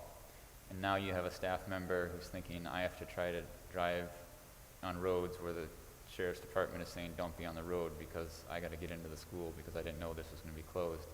So those would be the ones that I would be concerned with and would think we would need to keep those as traditional snow days. But if we have time, I mean, it makes sense to me. And I think we can, like you said, be a little more conservative and maybe not have buses and staff driving in weather that we've had them driving in the past. And it's a lot easier for families too to plan ahead. If you know by noon the day before that it's going to be a snow day or a study at home day tomorrow, then the parents can plan too. So I'm all for nostalgia, and the quaintness of the snow day is great, but it just doesn't make sense anymore. Yeah, some of my favorite days, right? Snow days. Bob, anything you wanted to add to this? You make most of the calls, so. No, this is all good. We're prepared, similar to how we were prepared last February, to be honest with you. We were ready to do this last February. Yep. We were ahead of time. Yeah.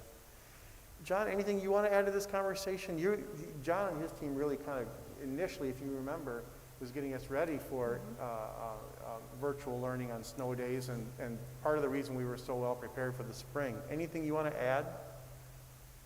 No, just the fact that those students and families that took a hotspot for internet access, whether they're in building or virtual, they maintain that right now. Yeah. In the event that we would have to close for whatever reason, so that student access is already provided. Right, good, thank you.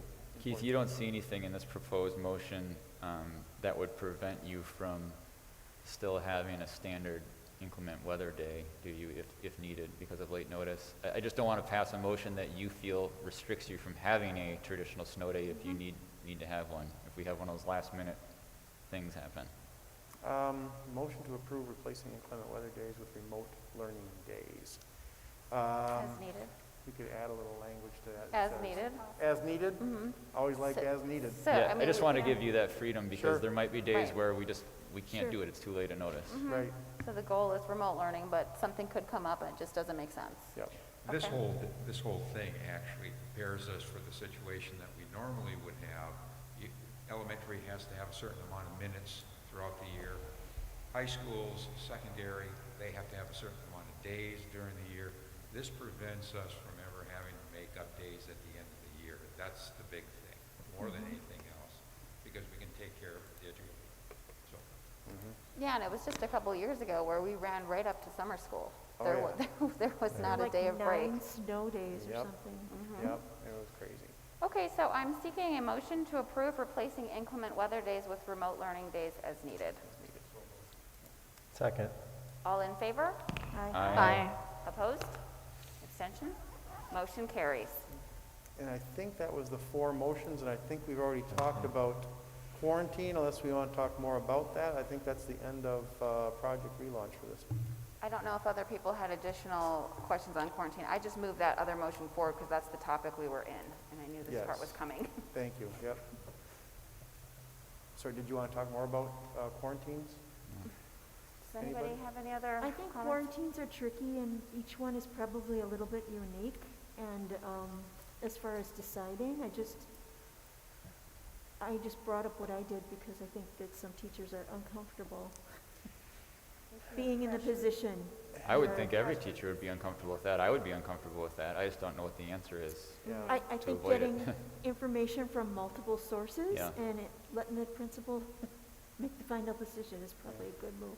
I think we might be early in this too, where I support, continuing the process that we're doing, but needing to reevaluate it as deemed necessary. And I think that if it is deemed necessary to reevaluate, the administration would bring that to us. Yeah. So that's where I'm coming out on quarantine policy. If I could respond to one, if people are feeling pressured, that's certainly not the intent. I think it's typically our school nurses I think, who are approaching our teachers. I'd have to confirm that. Well, that's why I said field pressure.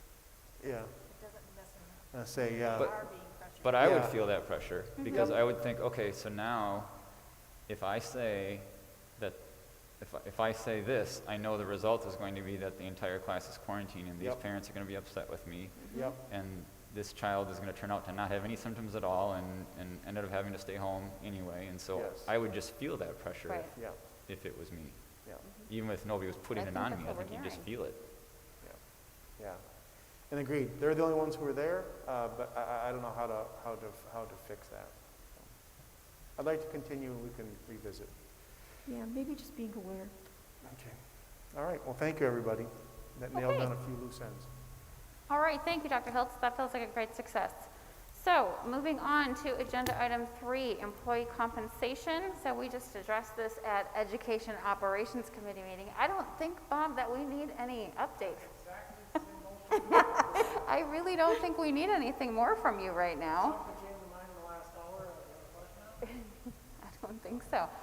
I am seeking a motion to authorize total expenditures of $200,000 to compensate employees who experienced less wages, salary in their primary assignments than initially scheduled before the freeze stipend mid-year plan was put into place for 2020-2021. So moved. All in favor? Aye. Opposed? Abstentions? Motion carries. Thank you again for all your work on that. Okay, agenda item 4, mass communication system replacement. So this item was also presented at the Education Operations Committee meeting. I don't anticipate any further questions on that. So I am seeking a motion to grant administration the authority to access a maximum of $400,000 from fund balance for the installation of a mass communication system in Wausau West High School and Maine Elementary School. Second. All in favor? Aye. Opposed? Abstentions? Motion carries. Thank you very much. All right, agenda item 5. I am seeking a motion to enter into closed session to discuss agenda item 5A, breach of employee contract under State Statute 19.851F. 5B, evaluation of superintendent of schools, State Statute 19.851C, and potentially reconvene in open session if necessary and appropriate. So moved. Second? I see everybody's excited. The investor did sign off at 7:55, so he will not be on the roll. Okay, Jim Boucher? Yes. Jeff Lee? Yes. Kyle Lowe? Yes. Beth Martin? Yes. Jane Ruth? Yes. Lance Strauss? Yes. Tricia Zucker? Yes. Okay, so we can make our way down there. If you need to take 5 minutes or so, please do, and I will see you in a few minutes. Yes? I don't think so.